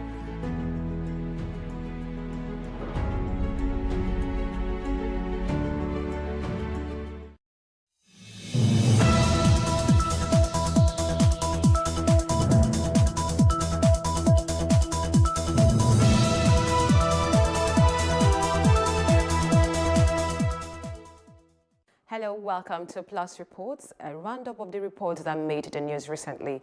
And I'm Jacinta Obiuku.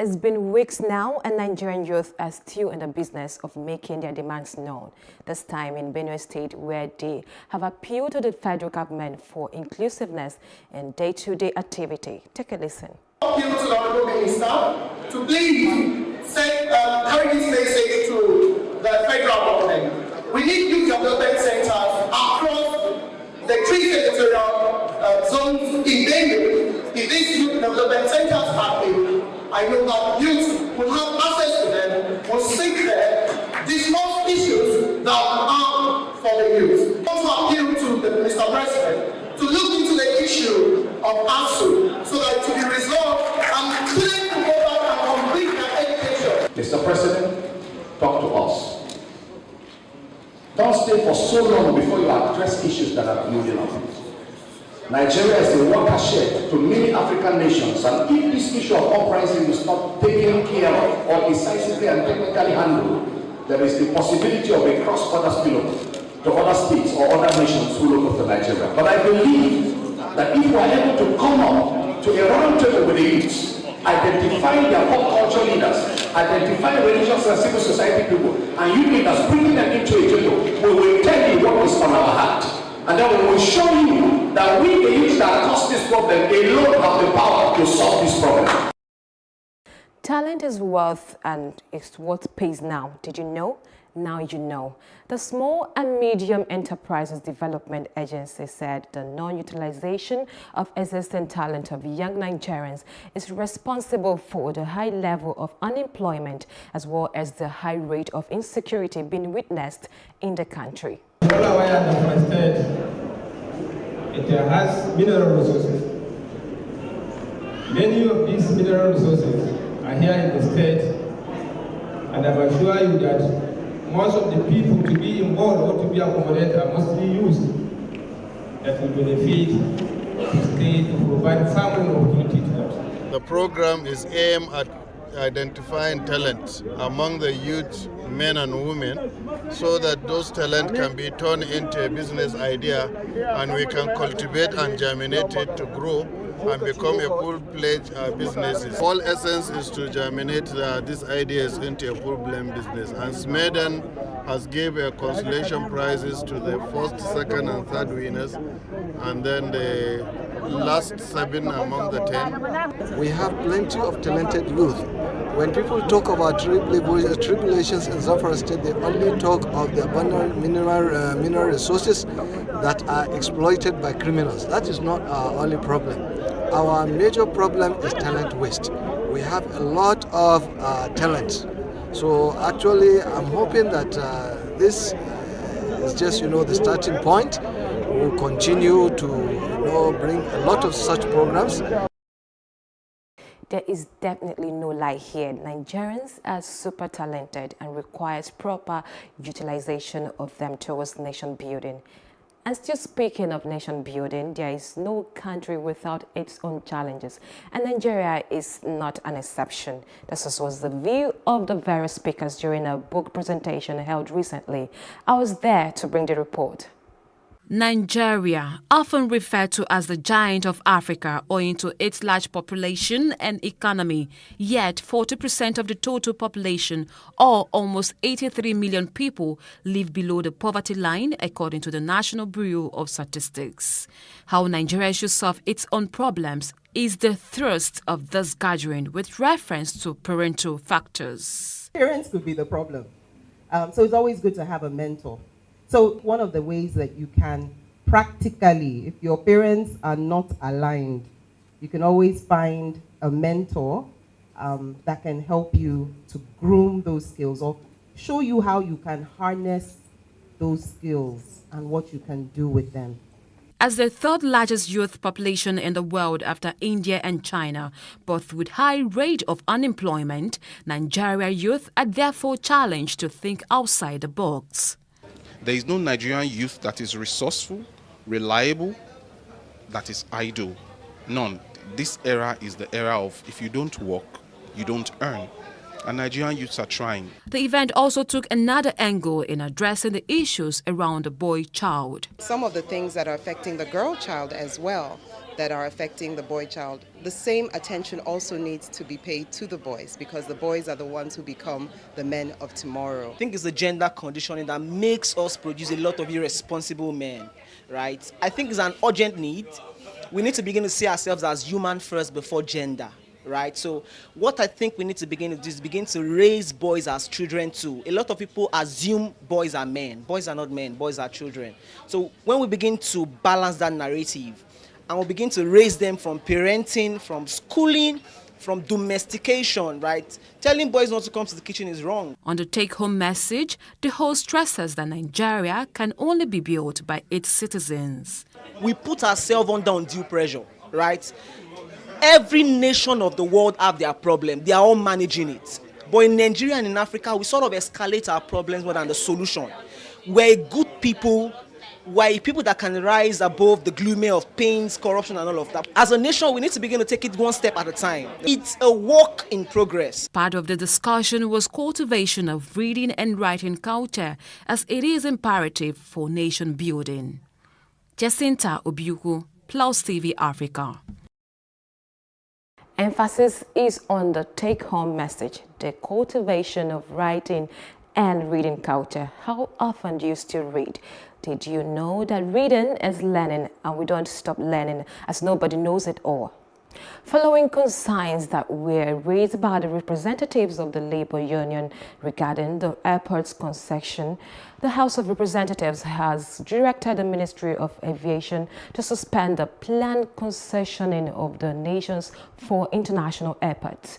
Members of the House Committee on Aviation said the concessioning of the airports should be put on hold pending the resolution of unresolved issues and complaints by Aviation Workers Union.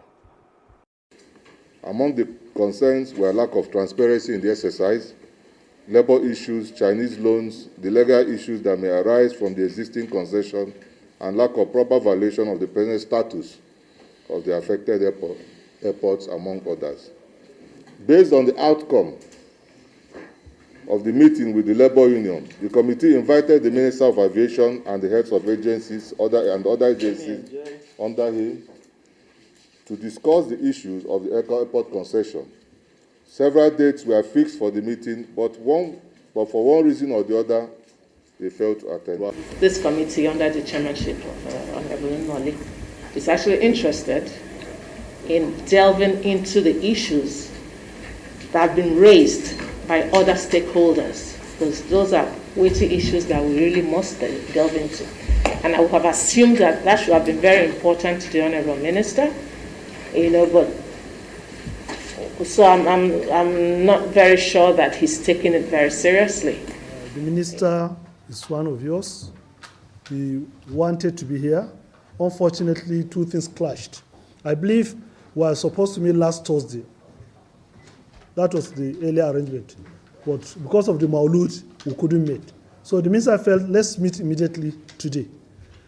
Unaware that we had already gotten, the Senate had already programmed public hearing on the bills, which the House too, I believe they are coming to have their own. And it's starting today. Though we've been looking forward to the concessioning of the airport, but it's better the house is put in order first, as it is reported that it's about the 4th time the committee fixed a meeting and the minister was not available, and as such, the committee is not happy. On the need for more women inclusion in politics, concerns have been raised over the low representation of women in politics. A group, while launching a SAGE initiative in Abuja, an acronym for supporting the advancement of gender equality, said it aims to advocate more women representation in Nigeria's political space. We're also looking at the low representation. For instance, when you look at the Senate that have 109 members, only 8 of them are women. Then when you look at the House of Rep that have like about 360 members, only 13 of them are women. So what we are looking is that how do we begin to advocate for laws to create more spaces for women representation? We're going to do this in focusing on 3 major areas. Number 1 is we're going to see how we begin to create get more men to speak for women on this particular issue. When we begin to get more men talking about this is going to be a success. At the same time, we want to see how the existing laws can be amended. That will now be make us to have more engagement with the legislatures. And then the last one is to see how from the political party we are able to engage the political party to have more women representation in the politics. We must begin to engage power in the language of power. We don't say, oh, please now, make me a delegate now. No. Are we involved in party politics? Now, it is an ageless argument that what men can do, women can do much better. Political parties are advised to give more slots to the women folks to be able to vie for political positions. Over now to Osun State on minimum wage. The state government and labor union leaders have reached an agreement on a new minimum wage for civil servants in the state. The state have also lifted embargo on annual salary increment, workers' promotion and conversion. During the presentation of the 2019 budget, our maiden budget, we promised that late payment of workers' salary will be a thing of the past. We continue to fulfill this promise to date. We are also delivering services and projects since we came into power about 2 years ago. In our resolve to deliver welfare to our workers to improve their efficiency, we set up the Government Labour Committee to work out the modalities for resolving all workers' welfare-related issues, including minimum wage. The committee has submitted its report, and after an exhaustive perusal of the recommendations, I'm pleased to announce to you as follows. Minimum wage implementation and promotion will commence in the state of Osun with effect from 1st of November this year. What Mr. Governor is doing today for us, the last time the workers in the state of Osun collected annual increment was maybe 2010 or 2011.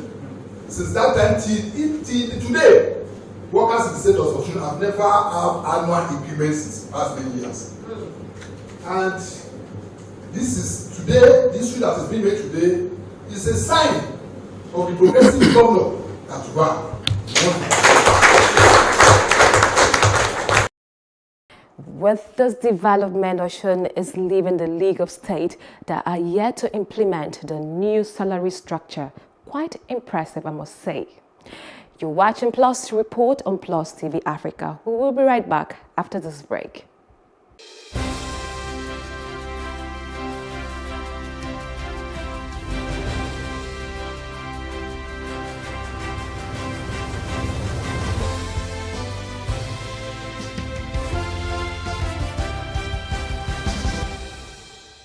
The power of the people is stronger than the people in power. True power is in the voting. I'm afraid that these recent events have exposed the current government as out of touch with the people, and their moral right to rule has been eroded. If Nigeria looks to be dying and we're the ones burying it, what we need to do quickly is to admit that our young people are the ones who will take Nigeria to the future. If you engage the youth meaningfully, create opportunities for them to be employed, self-employed, and employ other people, you won't have to share 10,000, 50,000 naira to anybody. As leaders, they have displayed a total lack of empathy and accountability in governance. We operate a big local government where the president is the local government chairman.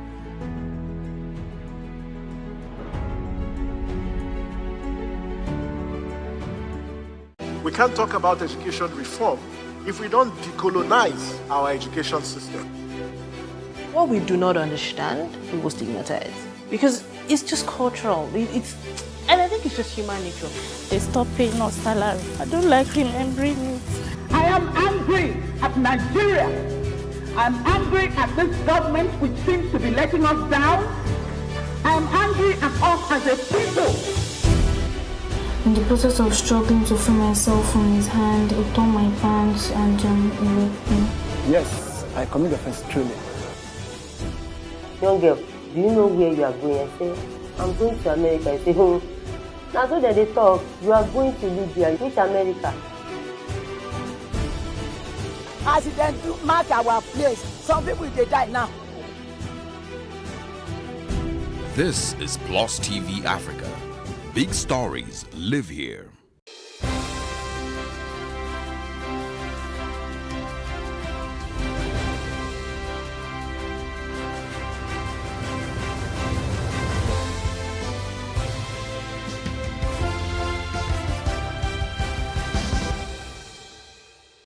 Thanks for staying with us. And in Edo State, the youth are still lending their voices as a group known as Edo Youth Agenda had identified 5 top priorities areas of focus for successive administrators of the state. According to the group, these areas will drive development, capacity building, and youth inclusion in the state. Edo State youth demands and the incoming administration to focus on. And the following of the demand of the 5 top priority needs are as follows. 1. Education, capacity building, and skill development. 2. Employment and entrepreneurship. 3. Peace and security. 4. Health. And 5. Agriculture. These 5 areas alone we identify as priority needs by 64% of young persons during the survey carried out. Well, it is commendable how the youth are still encouraged in stimulating conversations towards decision-making and service delivery across the state. Rail infrastructure has been in the news recently as the Ministry of Transportation says that the Lagos-Kano, Lagos-Calabar and the Port Harcourt-Maiduguri rail lines will connect 29 states of the Federation by rail. If we take the Lagos-Kano, Lagos-Calabar, Port Harcourt-Maiduguri routes, 29 states will be covered. So we are saying out of 36 states, people can get to 29 states by rail. And this is the mandate of Mr. President. This is his desire that the whole country gets connected by rail, at least by 2023. And so my eye is on that ball to make sure that I work with my minister to deliver this mandate. What will happen? We are getting the wrong tonnage of equipment off the road, so that whatever our Ministry of Works is doing in terms of road, the right type of vehicle is plying the road, and so we don't have huge tonnage vehicles getting on the road and destroying our roads.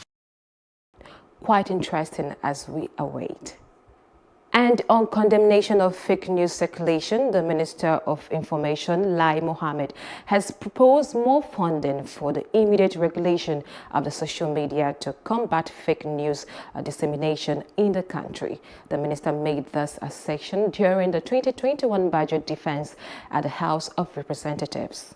It's the fastest means of disseminating news, but it's also the most dangerous means of disseminating fake news, which can be very harmful to any country. No country in the world, sir, leaves the social media space so vulnerable as we are doing. That's what we're saying, sir. But you cannot have a social media. I say, forget government. Government is the least of your problem. Even human beings, many people have committed suicide because they've been bullied on the social media. This is why no government in the world would allow social media unregulated.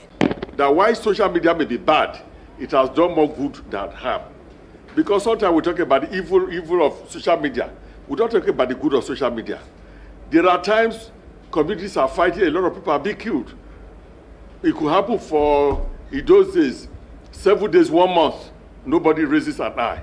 But now, if anything like that happens, because of social media, immediately government can respond.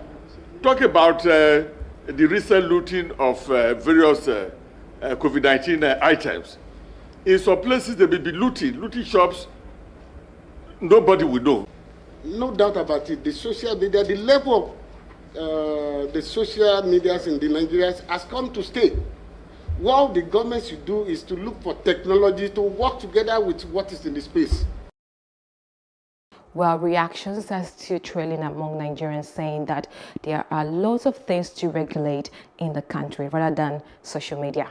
Now, this is the Rivers State Governor Nelson Wike's part on IPOB, where he said he never ordered the military to kill Igbos in Oyigbo local government area of the state, describing the allegation as untrue and politically motivated. If you say because I'm fighting a gang of criminals, and then you allude that I'm fighting Igbos, okay, so be it. So be it. I will not fold my hands to allow criminals destroy my state.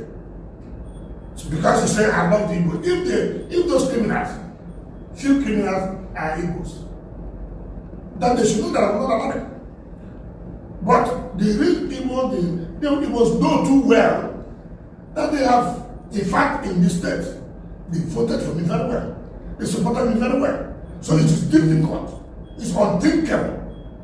But I will not agree that people will form a group to destroy my state. Not only destroy my state, even annexing my state as part of what they are thinking of. I will not agree to that. Or renaming. I will not agree to that.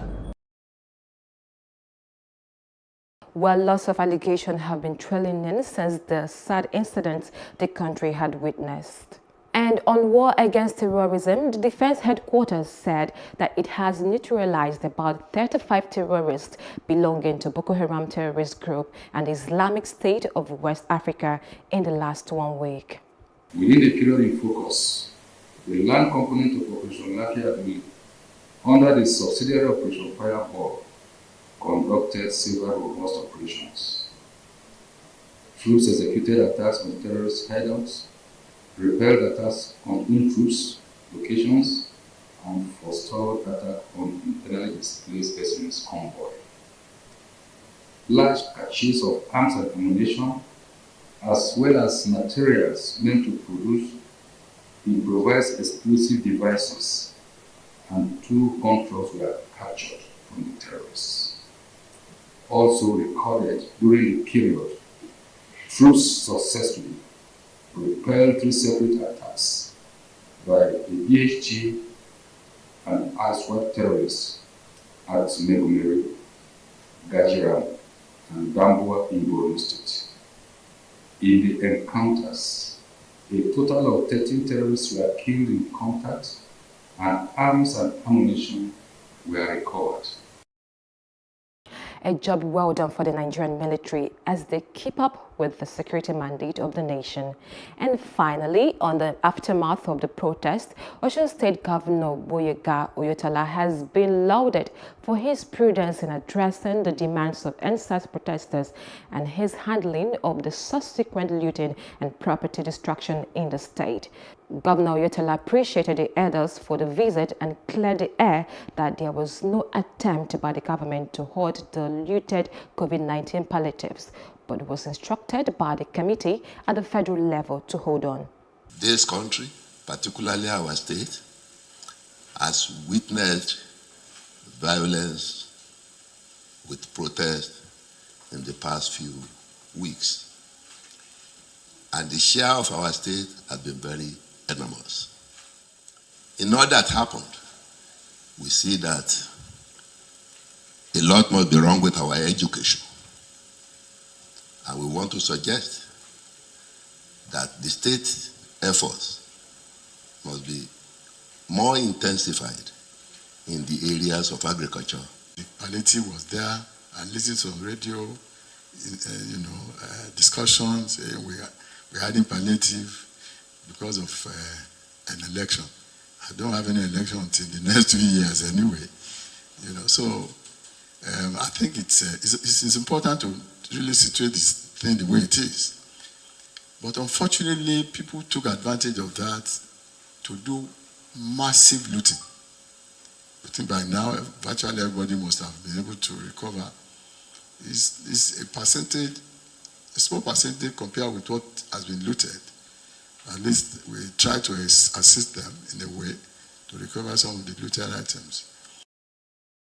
Still, the question is, why were they instructed at the federal level to hold on sharing the palliatives? Still the question for the government to answer. And that's it on Plus Reports. Do follow us on Plus TV Africa on Facebook, Twitter, and Instagram. And just subscribe to our YouTube channel at Plus TV Africa. I'm Jacinta Obiuku. Thanks for watching.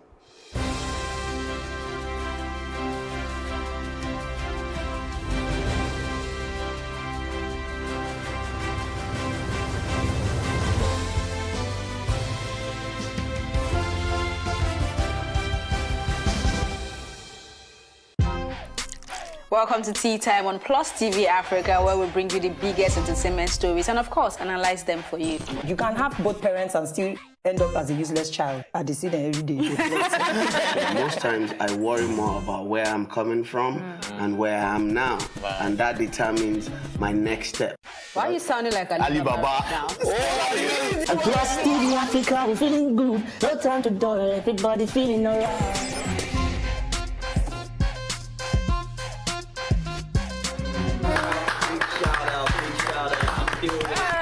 I really like you.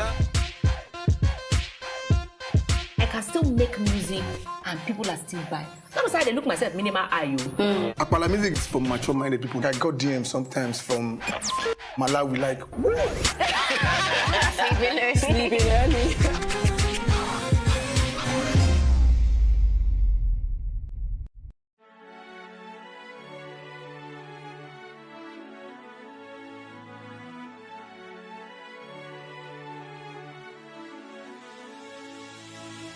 It is engagement we need to have. Those who suffer miscarriages are never taken into account. Members of the National Assembly are also influence peddlers. You are sitting on Nigerians' money. From the Babin, I pay my rent.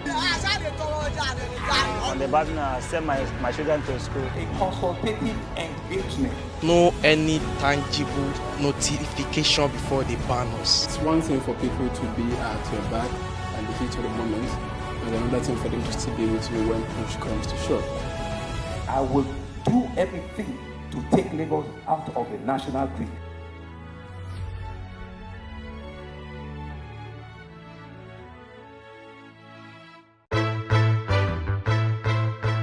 Many thanks for joining us on News on the Hour on Plus TV Africa. State government has approved a bill for the establishment of State Security Network Agency, Amoteco. We have the highest number of extremely poor people in the world. He's not concerned about lecturers that are raping students that are under their care. He's concerned about them being stigmatized. And I can tell you that he will get the result in full measure. He cannot avoid responsibility. Why the focus on Africa at this point? The news only cover, one side of Africa, so we always felt like the picture is incomplete, so we need the whole picture. 65% of these people, whom we term as the urban poor, live in settlements, otherwise known as slums. This is just the tip of the iceberg of the road situations in Lagos, from the mainland to the island. It's been a closed-door security meeting as the retreat for senior police officers hits day 3. There's this basket or there's this bowl that we all come to the center to pick from. Everybody has to see Nigeria as an investment vehicle, not as a distributive mechanism. Still on the foreign scenes, Russia has flatly denied allegations that it's spreading disinformation about the new coronavirus outbreak on social media. Australian Open debutant Coco Gauff defeated defending champion Naomi Osaka in 2 straight sets. Kenneth Okonkwo Kanayo and Bob Manuel Udoku have been conferred with the Veteran Actor of Nigeria Award. This is Plus TV Africa. Plus TV Africa. Plus TV Africa. Big stories live here.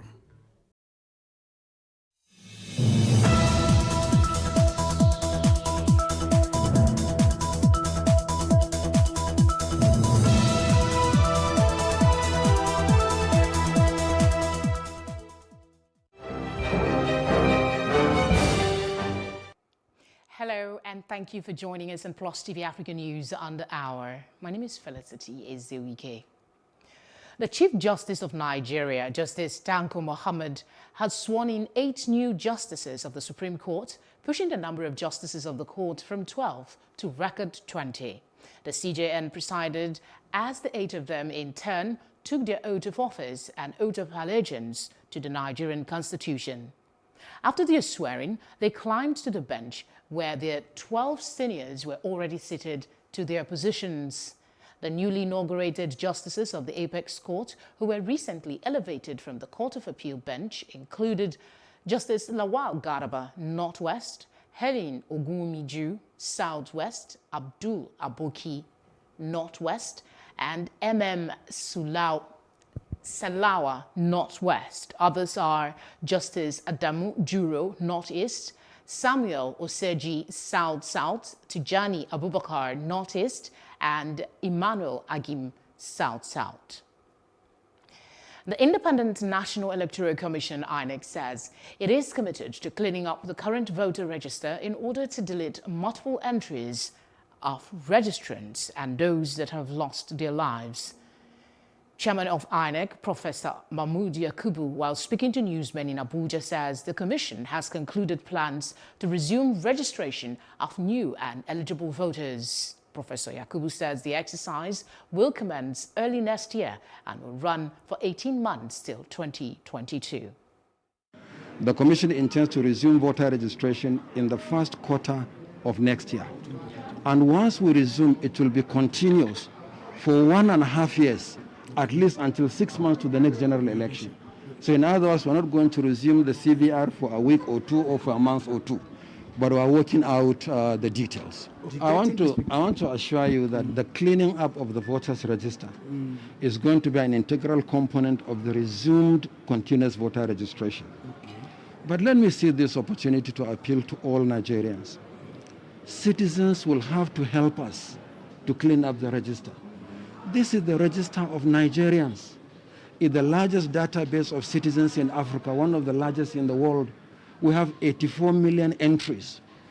Now, we have been liaising with the National Population Commission, for instance, is the official registrar of birth and death in Nigeria. So we'll work with them to see if we can have the details to continue to clean up. The 2019 presidential candidate of the Young Progressive Party, YPP, Professor Kingsley Moghalu, has welcomed the plans by the Independent National Electoral Commission, INEC, to commence electronic voting and voters' registration exercise in 2021 ahead of the 2023 general elections. INEC Chairman, Professor Mahmood Yakubu, had announced that voters' registration will start in 2021 and run till 6 months before the 2023 general election. Mahmood added that there are also plans to ensure diaspora voting to enable more eligible Nigerian citizens working in diplomatic missions or those permanently living abroad to vote. Reacting, Moghalu welcomed the development, even as he urged the National Assembly to make necessary amendments to the Electoral Act in order to make the reforms possible.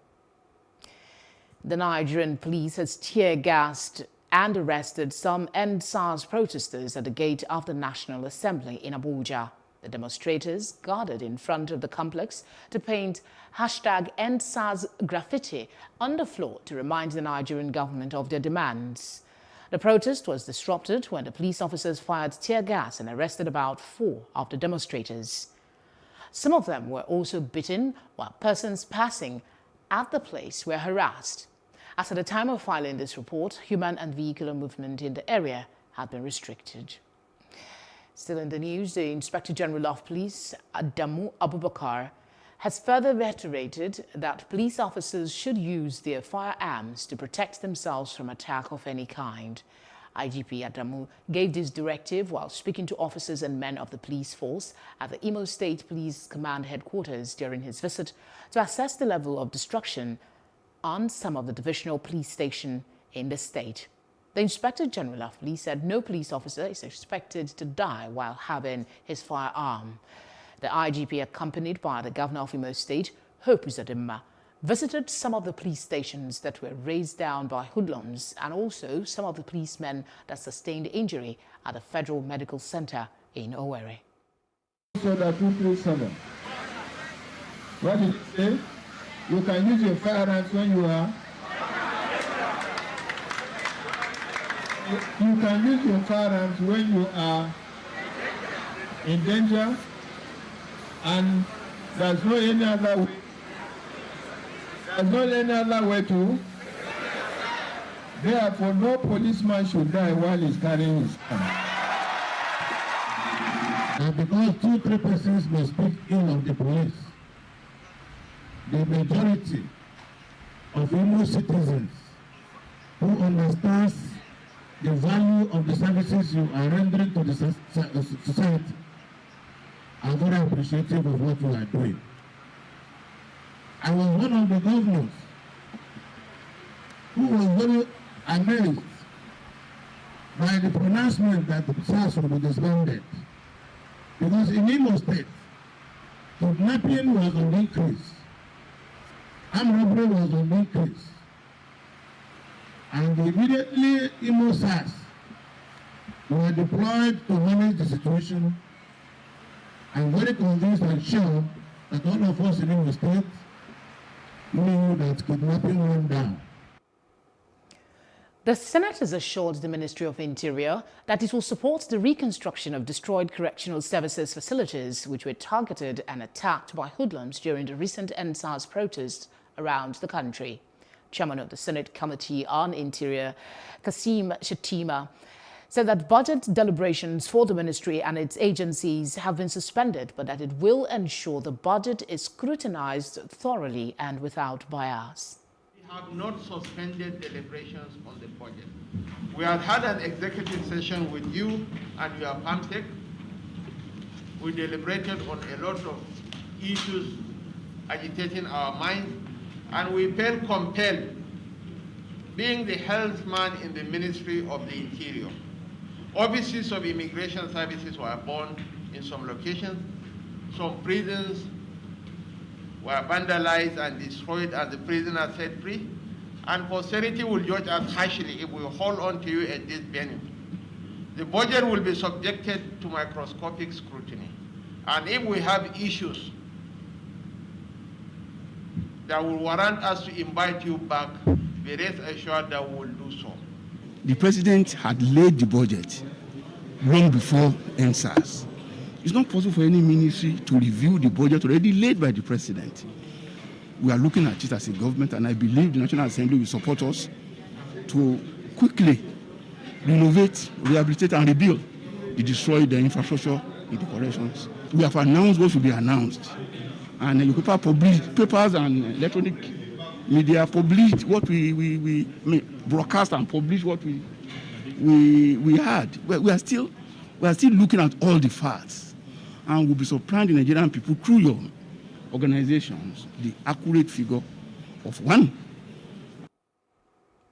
Away from security, we move now to education, where we understand the Academic Staff Union of Universities have said they are tired of being dribbled by the federal government's consistent failure to honor agreements reached with the union.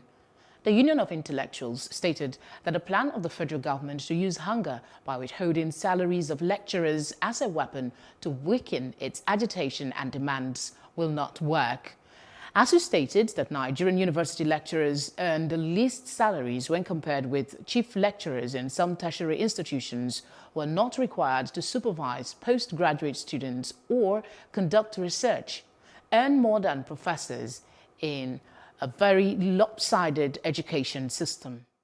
ASUU is on strike because of the survival of the university system, where many of us have our children as students. Since we cannot afford sponsoring our children abroad with our measly salary as politicians do, ASUU is on strike in order to restore the post-glory of public universities and address the infrastructural decay and deficit in our institutions. Describing the ongoing disagreement on the Integrated Payroll and Personnel Information System, IPS, as a distraction to the demands of the union, Adejumo noted that apart from the IPs being a cesspool of corruption, it is strange that the government would lump the payment of lecturers together with that of civil servants. As such, it's not done anywhere in the world. We are ready to suspend the strike as our children too are tired of staying at home. But we cannot continue to work on empty stomach while politicians' homes and warehouses are filled with palliative materials that they don't even need. Let the politicians note that the interest of Nigerian and the future generation is more paramount to ASUU than the immediate gains of its members. The Federal Road Safety Corps FRSC operatives will begin to bear firearms to curtail the excesses of road users in Nigeria. The House of Representatives Committee made the announcement during the Corps 2020 budget performance and 2021 budget defense. The chairman, Akifolari Mayowa, explained that the 1992 Act of FRSC allowed the Corps to carry guns. Mayowa said the implementation had become necessary to ensure laws were obeyed and to allow the FRSC function effectively.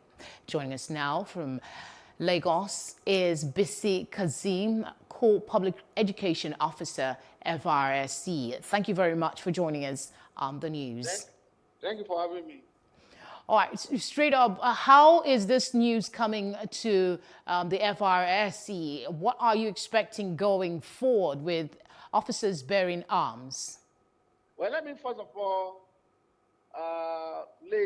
let me tell you that it was not correct. That news was not correct. Okay. The chairman, while receiving us yesterday during the budget defense, has sympathized with us on our loss as per NSA's protest through this vandalization and burning of some of our equipment and resources. So in saying that, he now said he was going to appeal to the federal government, which has the final authority to ask us to bear arms, to consider us bearing arms, bearing in mind the fact that we are frequently attacked and so on. So it is not as if he has the powers to say we should bear arms, but he was just thinking of imploring government. So I want to say that the news was twisted to mean that he has asked us to bear arms. Though, considering the fact that the law actually asks us to bear arms, but the federal government is the final arbiter when it comes to, final authority when it comes to is that something? Any organization. Yeah. Finish your thoughts, sir. I can't hear you.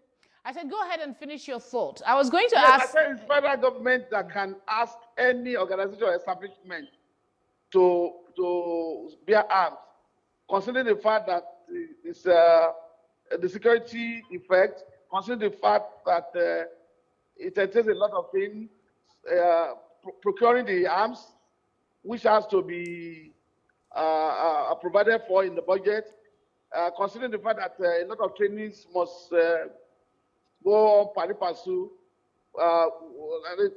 There are a lot of things. So is it something the Corps is actually considering? Is that something you are malleable to, or you would rather officers do not carry arms at all? You see, what I am trying to tell you is that as an agent of government, even if you have interest in a particular thing, you cannot make it happen. You still have to rely on the government. In as much as we want to bear arms, we want to carry arms, yes. But so far, federal government has not said, go ahead.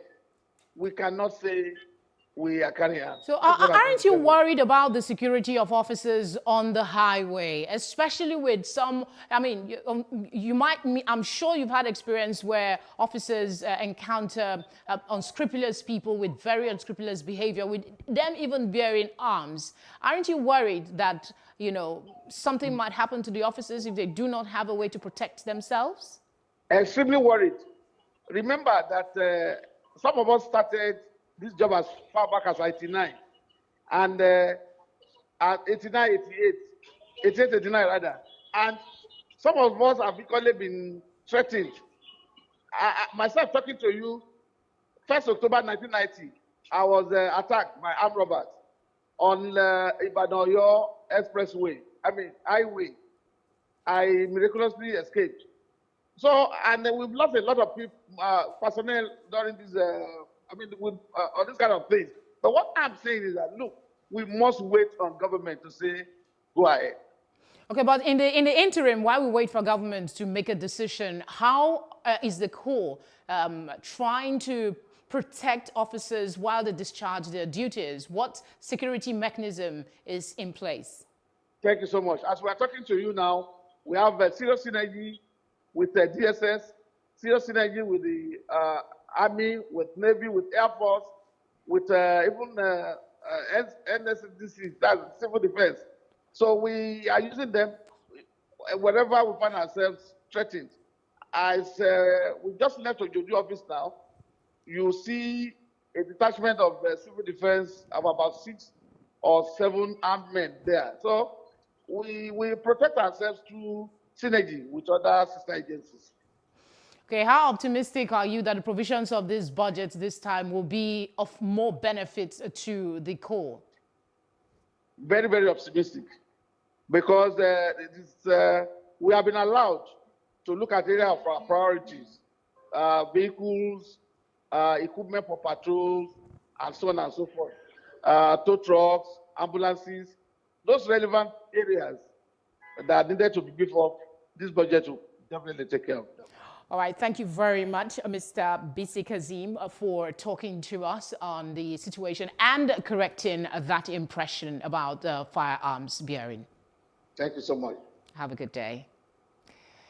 Moving on to other parts of Africa, now we go to Ethiopia, where we hear the country has mobilized for war in the northern Tigray region, dashing international hopes of averting a conflict between Prime Minister Abiy Ahmed's government and the ethnic faction that led the ruling coalition for decades. Troops were being mustered from around the country and dispatched to Tigray. The announcement followed clashes between government forces and the Tigray People's Liberation Front after Mr. Ahmed ordered retaliation for what the government described as a TPLF attack on its troops. Tigray regional president said its forces had foiled a plan by the federal troops to use artillery and arms stationed there to attack the region. And the World Health Organization, WHO, says the COVID-19 pandemic has dealt a heavy blow to key health services in Africa, raising worries that some of the continent's major health challenges could worsen. Regional Office for Africa stated this in a statement posted on its website. Now, according to the UN Health Agency, the preliminary analysis by the WHO of 5 key essential health service indicators include outpatient consultation, inpatient admission, and skilled bed attendance. Other indicators are the treatment of confirmed malaria cases and provision of the combination pentavalent vaccine in 14 countries, which records a sharp decline. And outside of Africa, Philadelphia police say they are investigating an alleged plot to attack the city's Pennsylvania Convention Center, where votes from the hotly contested presidential election are being counted. Local police received a tip about a Hummer with armed people driving up from Virginia with plans to attack the convention center. Police took at least 1 man into custody and seized a weapon as well as the Hummer, about which they had received a tip. No injuries were reported. The remnants of Hurricane Eta unleashed torrential rains and catastrophic flooding in Nicaragua. As streets turned into rivers and homes were leveled. In the coastal area of Wawaba, homes were leveled. Residents have accused authorities of leaving locals to fend for themselves, with neighbors banding together to clean up debris and repair homes. One of the fiercest storms to hit Central America in years, it struck Nicaragua as a Category 4 hurricane with winds of 150 miles per hour before weakening into a tropical depression as it moved inland and into neighboring Honduras. And in business, the Food and Agriculture Organization FAO says more than 9.8 million Nigerians in 16 states and the Federal Capital Territory might be at risk of starvation as food insecurity worsens in the country.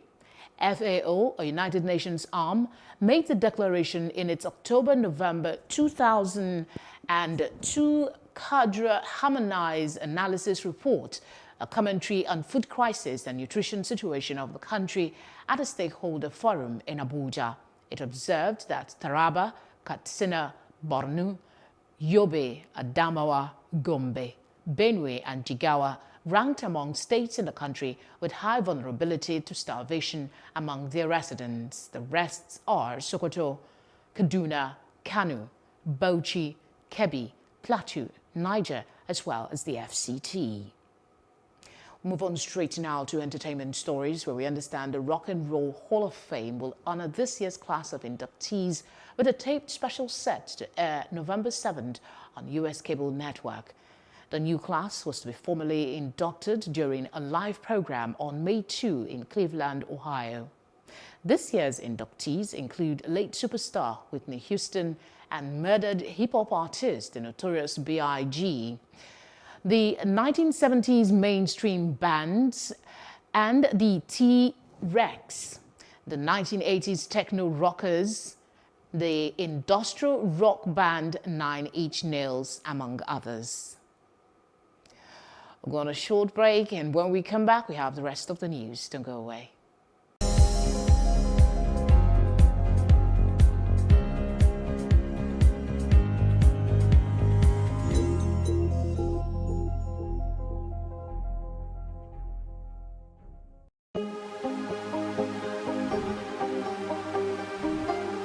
It for upcoming artists to blow in Nigeria.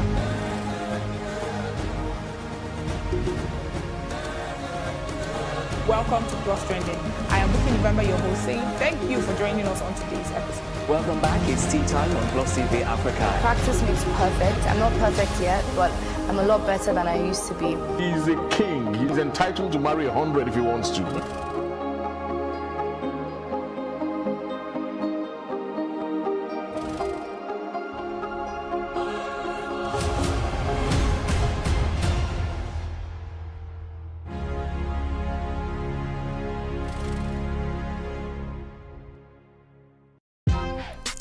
Welcome to Tea Time on Plus TV Africa, where we bring you the biggest entertainment stories and, of course, analyze them for you. You can have both parents and still end up as a useless child. I see them every day. Most times I worry more about where I'm coming from and where I am now, and that determines my next step.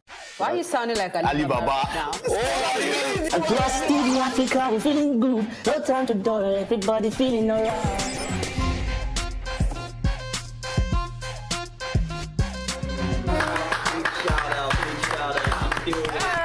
I really like you. I can still make music and people are still buying. Sometimes I look myself minimal IU. Akpala music is for mature-minded people. I got DMs sometimes from Malawi, like, sleeping early.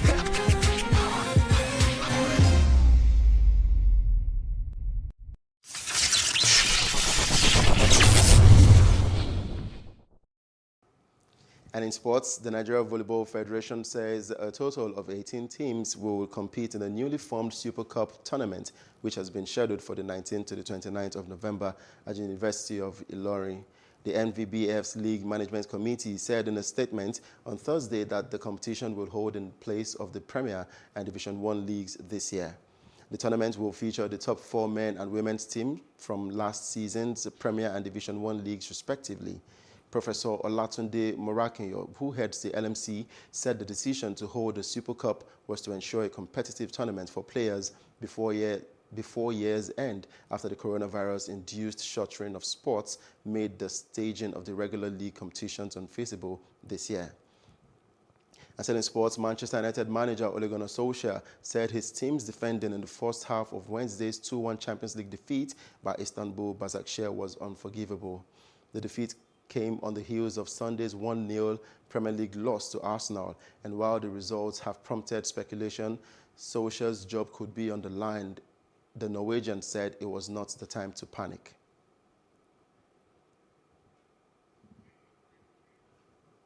Well, United will go on to travel to Everton in the league on Saturday to take on them in the English Premier League. And that's it on Sports Update on Plus TV Africa. I'm Udoka Njoko. Thank you very much, Udoka. And that's how we wrap things up at this hour. For more news and updates, please follow us at Plus TV Africa on Facebook, Twitter, and Instagram. You can also subscribe to our YouTube channel at Plus TV Africa. We'll be back later with more stories making the headlines. Please join us again. Thank you for watching.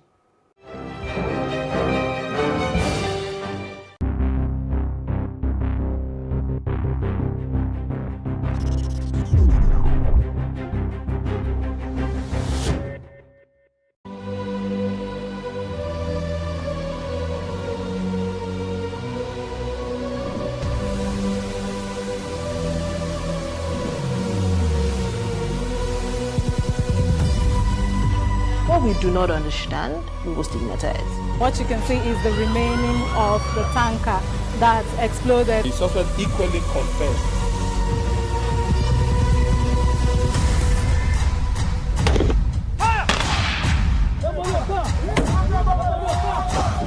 A 500 naira they collect them. If you don't talk, then go beat you. Now 2,500 and they pay.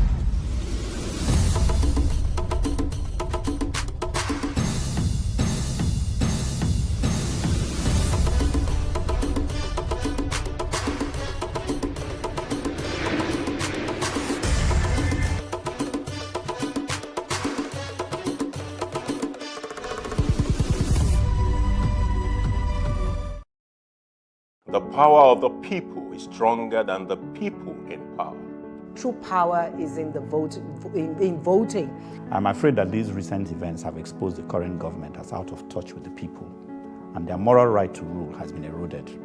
If Nigeria looks to be dying and we're the ones burying it, what we need to do quickly is to admit that our young people are the ones who will take Nigeria to the future. If you engage the youth meaningfully, create opportunities for them to be employed, self-employed, and employ other people, you won't have to share 10,000, 50,000 naira to anybody.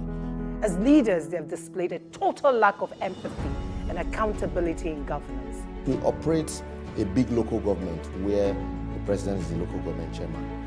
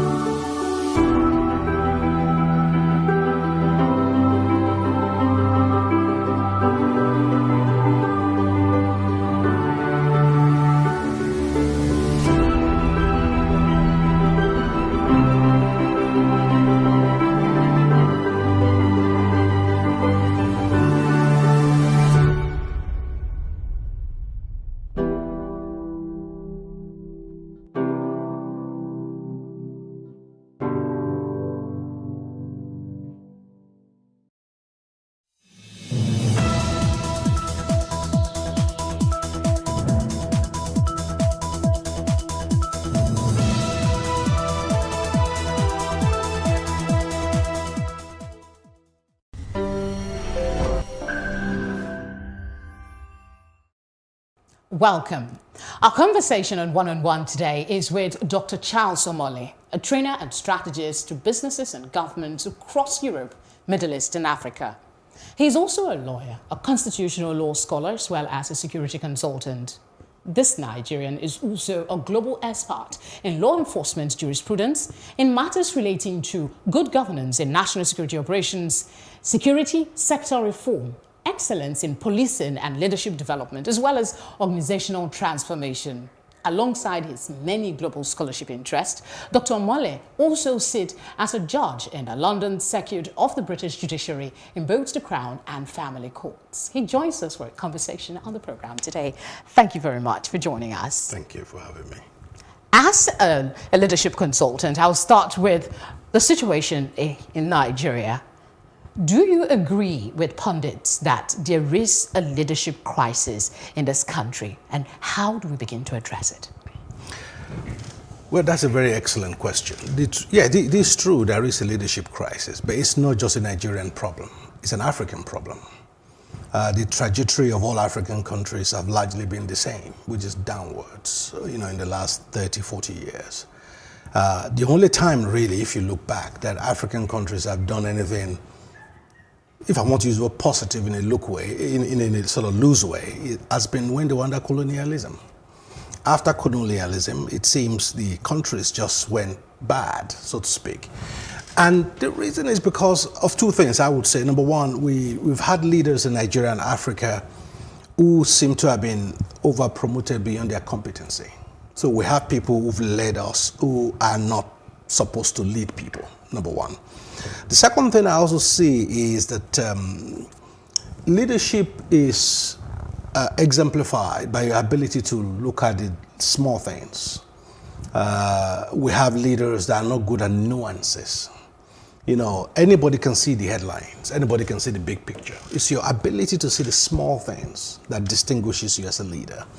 So we've had leaders, therefore, that don't seem to have that ability, technical ability to lead.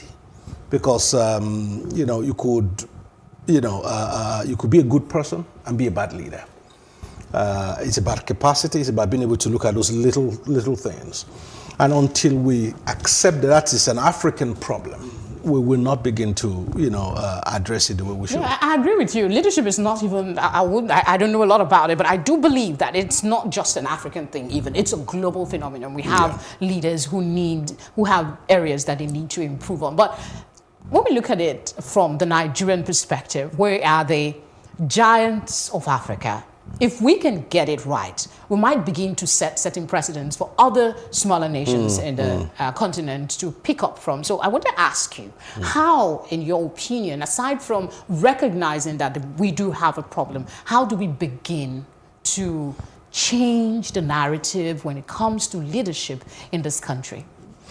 Well, I mean, you mentioned it's a global problem. That is true, but the difference I think you will see globally in the Western nation is there is a system that creates a pipeline of leaders. For example, in the US, you served in the military, and then you are retired, you join politics. Or you start as a community organizer. Then you go to state legislature.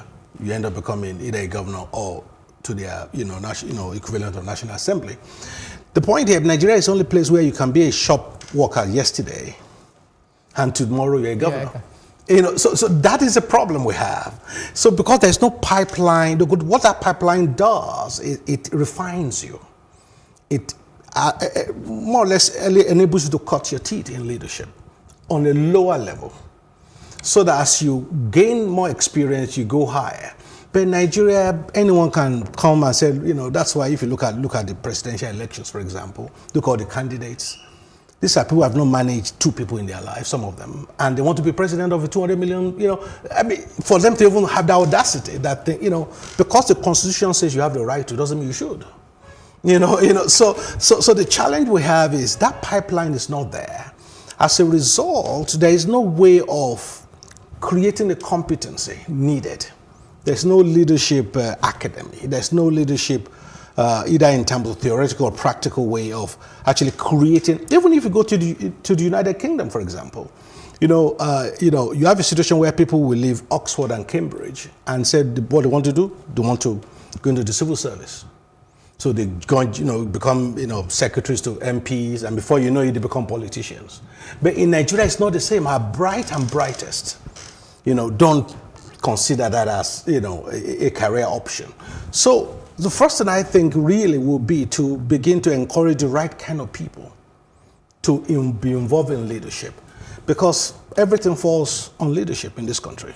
How do we get them to begin to? I know I'm putting on a lot about this leadership issue, because I believe that from there we can move forward. So we do have leaders in this country. How do we get them involved? How do we encourage that commitment to patriotic traits? Well, I don't think patriotism is really the problem. I mean, the challenge we have in Nigeria at the moment in terms of leadership is, will turkeys ever vote for Christmas? That, that is the issue. The people that the dysfunction benefit will want to perpetuate the dysfunction. So it's not in their interest to, as it were, want to reform, because that's more or less doing themselves out of a job. But you see the opposite happening in many countries. For example, in the United Kingdom, many years back, the Prime Minister then, David Cameron, said, look, we have too many MPs. We need to reduce the numbers by 50. And the MPs voted in favor of that.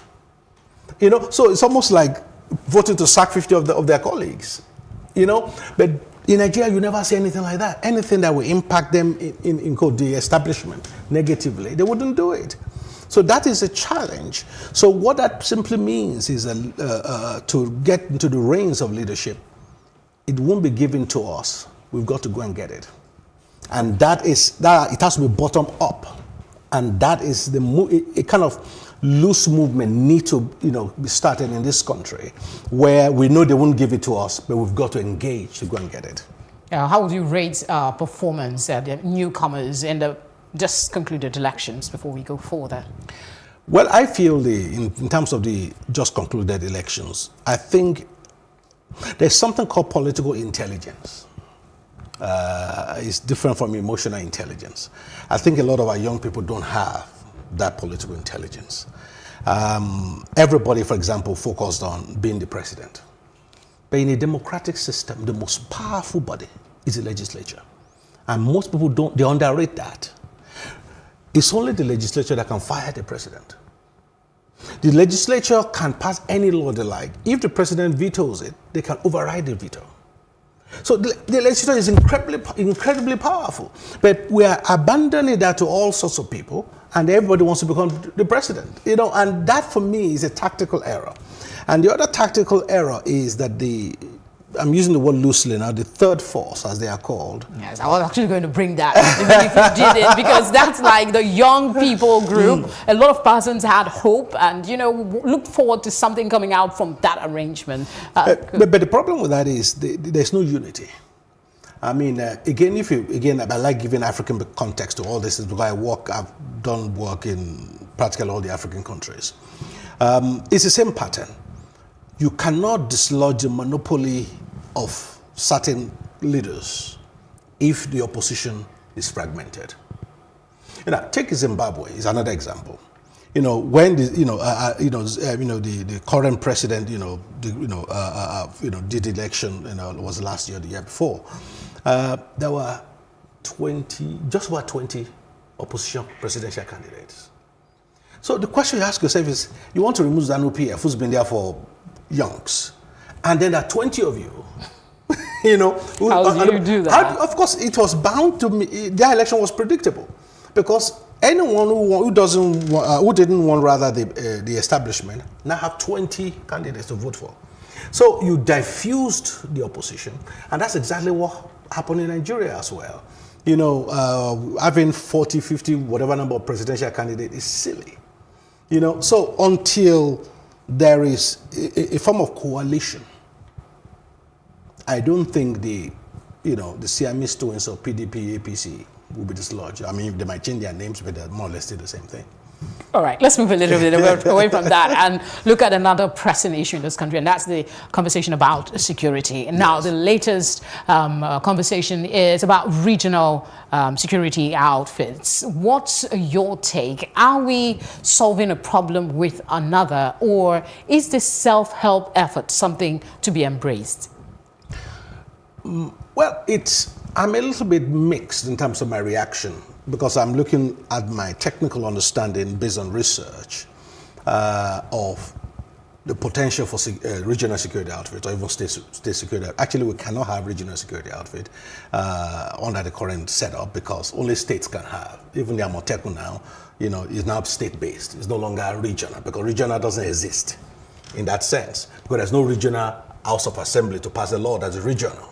So it has to be each state that passes it, and then they say they will cooperate, with one another. But the key point really about this is we need to be students of history. Up until 1968, we had the local native police forces in Nigeria and the regional police forces. They were eventually merged in 1968. When Ironsi became the president, the head of state, there are all kinds of complaints about the local police forces, as they were native police forces, as they were called then. The Obas, the Emirs, the local politicians were using them against the opposition. They were using them as tools. They were corrupt. Everything we have against the Nigerian police now we had then. So Ironsi put together an expert panel to say, okay, advise me what to do. And the expert panel said, you know what, get rid of all the local police forces. Let's have only one police in Nigeria. That's how we got to where we are. So in 1968, the local and native police forces were merged with the Nigerian police force. So those talking about regional or state policing, understand, we've been there before. They had problems. So simply saying we want state police now without structural, adjustment in a way, it is a problem. The problem we have in Nigeria with security in Nigeria generally are about 2 or 3 things. Number one, we have too many outfits.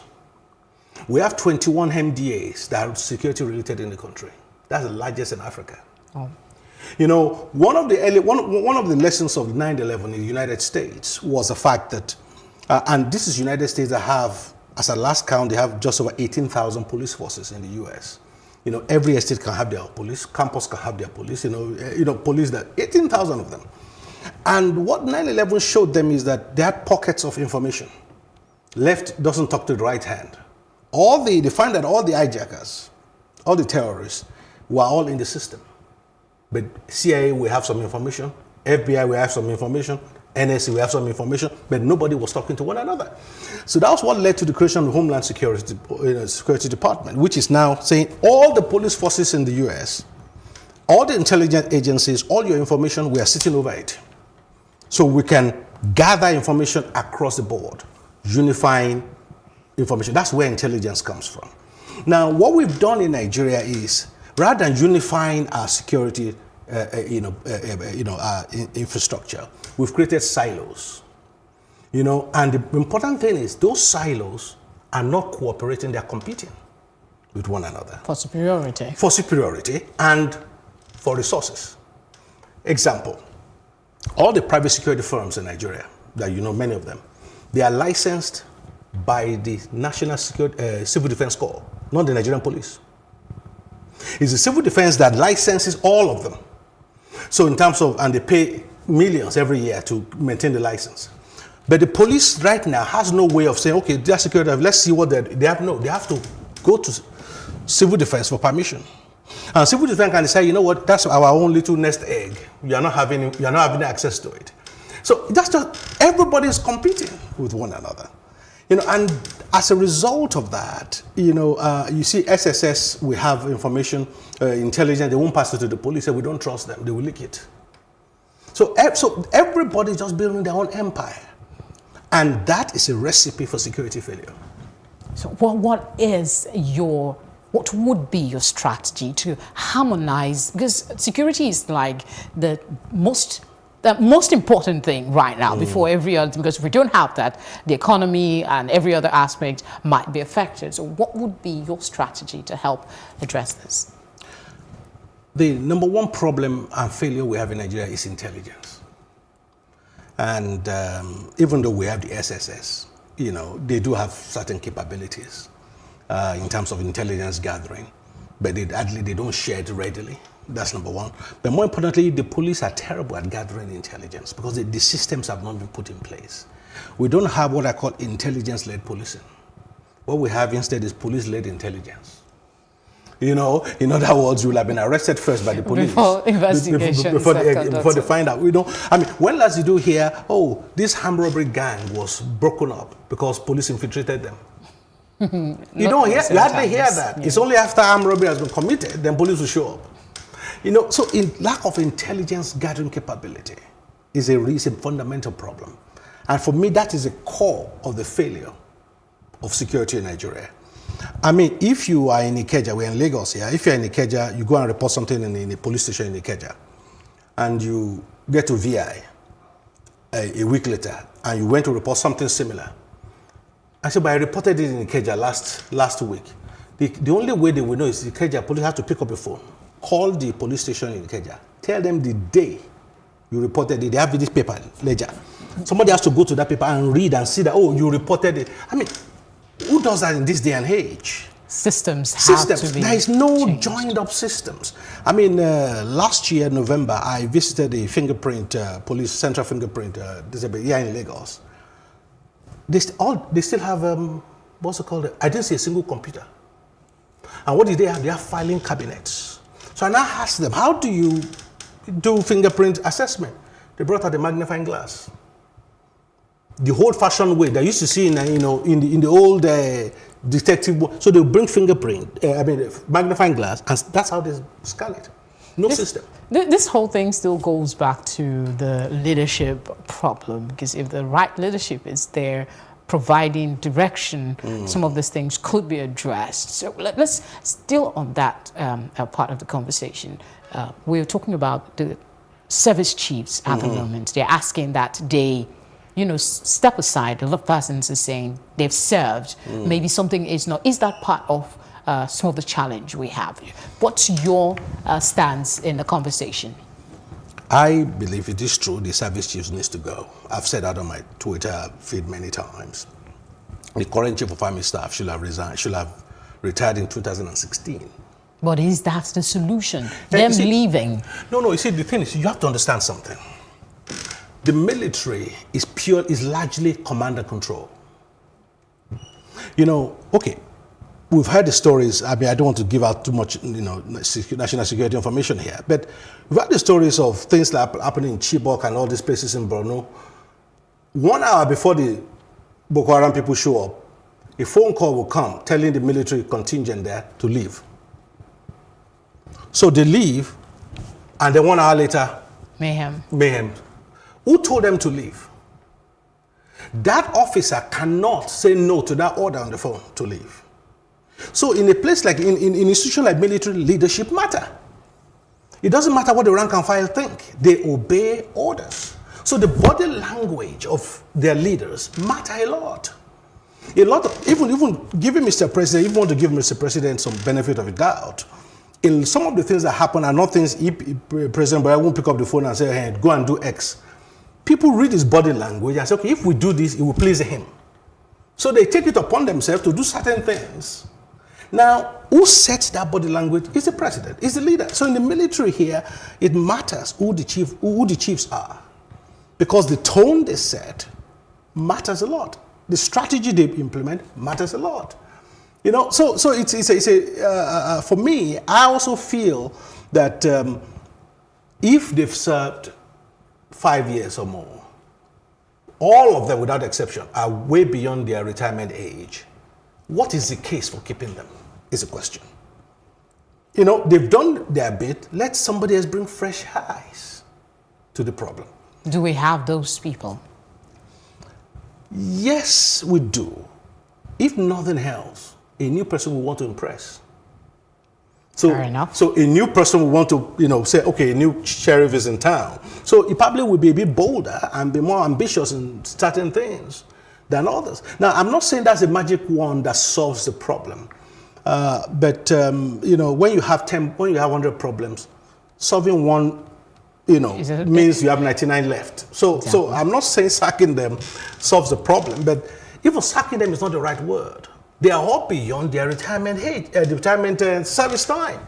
So it's not, in quote, sacking them in that sense. For them to go rest after serving a while. Exactly. You've done well. Go and let somebody else take the reins. There's so much to talk to you about. I don't even know which one to prioritize before the other. But before we go on this break, let me quickly chip in the conversation about the economy in this very insecure time. What's your take on the effect of this continuous, not only insurgency, banditry, thuggery, and the political, shenanigans that's going on? How is it affecting our economy?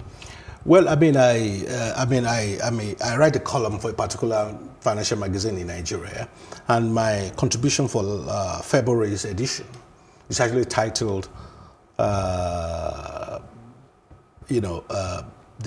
implications of economic implications of insecurity. Oh, okay.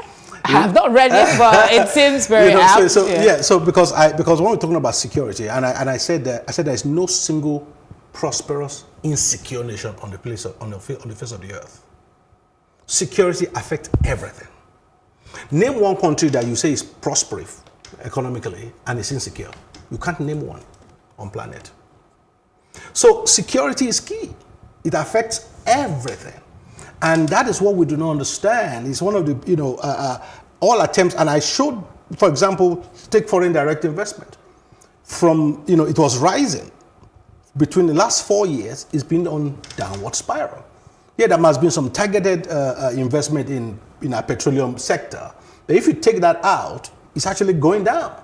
So, and going down drastically because nobody wants to invest in a nation that they are not sure. And, so insecurity is a major problem in terms of investors' confidence, in terms of, if you want to take the wider economic policy of government, don't get me started on that. There was an article 2 months earlier that I wrote on, for example, the cashless policy of the CBN, how it's counterproductive. How CBN is now seen as more as a sort of almost like a revenue generating agency for the government, rather than really managing the economy the way it should. And how cashless policy is actually, increasing cash rather than reducing it in terms of the use of cash, I mean. So what I think is missing is, I did tell, there was a blog I wrote within the first 2 weeks of President Buhari becoming president in 2015. And in that I said, the only way you can govern properly here is create a central policy unit in the presidency. Determine the policy of your government. So you are now giving each ministry a decided policy to implement. Right now, they are just doing their own thing. And that is a problem. There is no vision, no central vision to the whole thing. So, so I feel it's a trial and error, to reform this country, to change the economy. And, it's not difficult. And I must tell you this, corruption is not our biggest problem. Okay, we'll come back and we'll talk about some of those strategies and maybe, chipping things about restructuring. And you get to tell us about some of your publications and the ones that are coming. All right, we'll go on a very short break and we'll come back. All of that and more. Stay with us.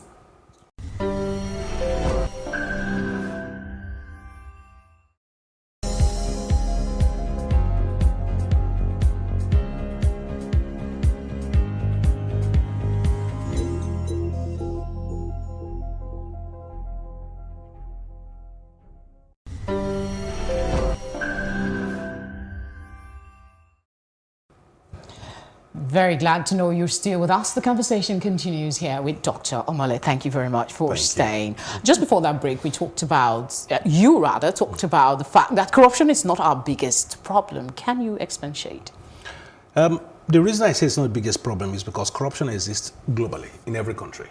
Some are slightly better than others, but it exists everywhere. People may not know that one of the most corrupt countries on the face of the earth is China.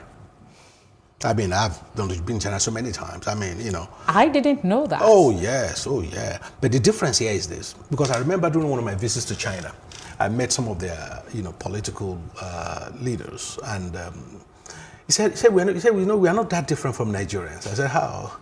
He said, we take all our backhand, all our corrupt, officials are corrupt too. I said, so what's the difference? He said, the difference is this. He said, in China, if we give you a bridge to build, if the cost of the bridge is actually 1 billion and you give it out for 3 billion and you pocket the 2 billion, he said you may get away with that. He said, but if you don't build that bridge, you are dead. And now that explains everything. Instantly I knew what he meant. That corruption, even though it exists, has not stopped their development. If you read the House of Reps report, or after Yuan Yar'Adua became president, when they were probing some of the contracts given under OBJ, you read those reports, you find that you feel sorry because some of the contracts have been 80% mobilized. They went to decide the bush has not even been cut. Yet 80% are demobilized. So the corruption in Nigeria is you take the money and you do nothing.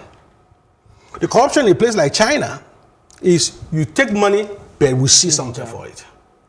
So that's what I'm trying to say. I'm not trying to make an excuse that corruption doesn't need to be dealt with. It clearly needs to be dealt with. But it shouldn't be like our primary number one. It shouldn't be the excuse for non-performance. It shouldn't be the excuse for non-development. There are corrupt countries developing. What we have in Nigeria that is the biggest problem is impunity. Because I know if I know the governor can give me a contract for a road, I can be paid for that road and not do the road. That is a peculiarly Nigerian element. Because corruption, normal corruption, in fact, I've not found the word in English to describe what we have in Nigeria. It's worse than corruption. Okay, I wish we had more time. There's so much to talk about. So we'll just go on to talk about what the work that you do. I was reading up on you a bit earlier, and among your many roles, you're a pioneering Director General of the Institute of Police and Security Policy Research. Yes. The idea, I believe, is to promote collaborative research and reform programs between the police, military, security practitioners, the academia, and industry experts across the African continent. I'm just trying to read it as it is. So tell us quickly a bit about that. Well, the IPSPR, the Institute of Police and Security Policy Research, was birthed out of the need for evidence-based security policy in Africa. Part of the challenge we have in Nigeria and collaterally in many of the African countries is that decisions are not evidence-based. You know, for example, if you're the police chief and you have 1 billion naira and you have to choose between increasing the salaries of police officers or increasing their equipment in terms of maybe bulletproof vests and whatever for all the officers, how will you determine which one you spend that money on? I can only spend that 1 billion on either of those two. You know, that's what, I'm just giving you an example of how evidence-based policy are needed in our security sector. So we've done research, for example, that officers themselves have said, this is what is our priority. But then if the police management don't have access to such research, how would they know how to spend the limited resources? So that's the whole idea, that bringing the practitioners, the academia, the people in terms of instruments, in companies that manufacture security equipment, bring everything collaboratively in a Pan-African way to, you know, design policies to secure this continent. That's the purpose of the Institute. You are a publisher, among other things. Where do you find the time to write the books that you have written? Good question. Well, at the last count, I have a book coming out next month, and that will be my 41st book. 41st? Yes, I've written 40 previously. Well, what's the title of this one? It varies. The next one is Secrets of Speaking Truth to Power. But I've written on policing in Nigeria, how to sort of develop good governance. And in that particular book, for example, I gave over 70 recommendations on how to improve policing in Nigeria. When do you rest? What do you do for rest? I just needed to interject. What do you do for rest, for fun, to rejuvenate yourself? And yes, I mean, I don't know. I don't know how to rest. That's part of my problem. And I'm not so much of a social animal. I don't like parties. Okay, but you must unwind somehow. My unwinding is, believe it or not, either reading or watching action movies. I just used to unwind for that 1 or 2 hours and it's gone out of my head. Thank you so much. It's been a very, very warm conversation. Thank you for sharing your thoughts. Thank you. And that's it for today. I hope you've had fun. No need to ask. A lot has been said today. I hope you listened and maybe took a thing or two from the conversation today. More conversations like this here on Plus TV Africa. My name is Felicity Ezewike. Thank you for your company.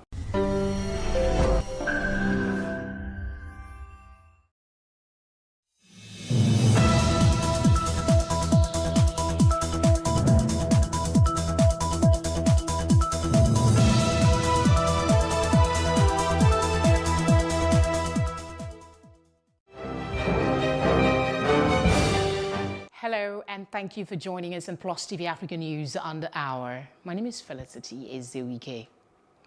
The Chief Justice of Nigeria, Justice Tanko Muhammad, has sworn in 8 new justices of the Supreme Court, pushing the number of justices of the court from 12 to record 20. The CJN presided as the 8 of them in turn took their oath of office and oath of allegiance to the Nigerian Constitution. After their swearing, they climbed to the bench where their 12 seniors were already seated to their positions. The newly inaugurated justices of the Apex Court, who were recently elevated from the Court of Appeal bench, included Justice Lawal Garaba, Northwest, Helen Ogunmiju, Southwest, Abdul Aboki, Northwest, and Salawa, Northwest. Others are Justice Adamu Juro, Northeast, Samuel Oseji, South-South, Tijani Abubakar, Northeast, and Emmanuel Agim, South-South. The Independent National Electoral Commission, INEC, says it is committed to cleaning up the current voter register in order to delete multiple entries of registrants and those that have lost their lives. Chairman of INEC, Professor Mahmood Yakubu, while speaking to newsmen in Abuja, says the Commission has concluded plans to resume registration of new and eligible voters. Professor Yakubu says the exercise will commence early next year and will run for 18 months till 2022. The Commission intends to resume voter registration in the first quarter of next year. And once we resume, it will be continuous for 1.5 years, at least until 6 months to the next general election. So in other words, we're not going to resume the CVR for a week or two or for a month or two, but we're working out the details. I want to assure you that the cleaning up of the voters register is going to be an integral component of the resumed continuous voter registration. But let me see this opportunity to appeal to all Nigerians.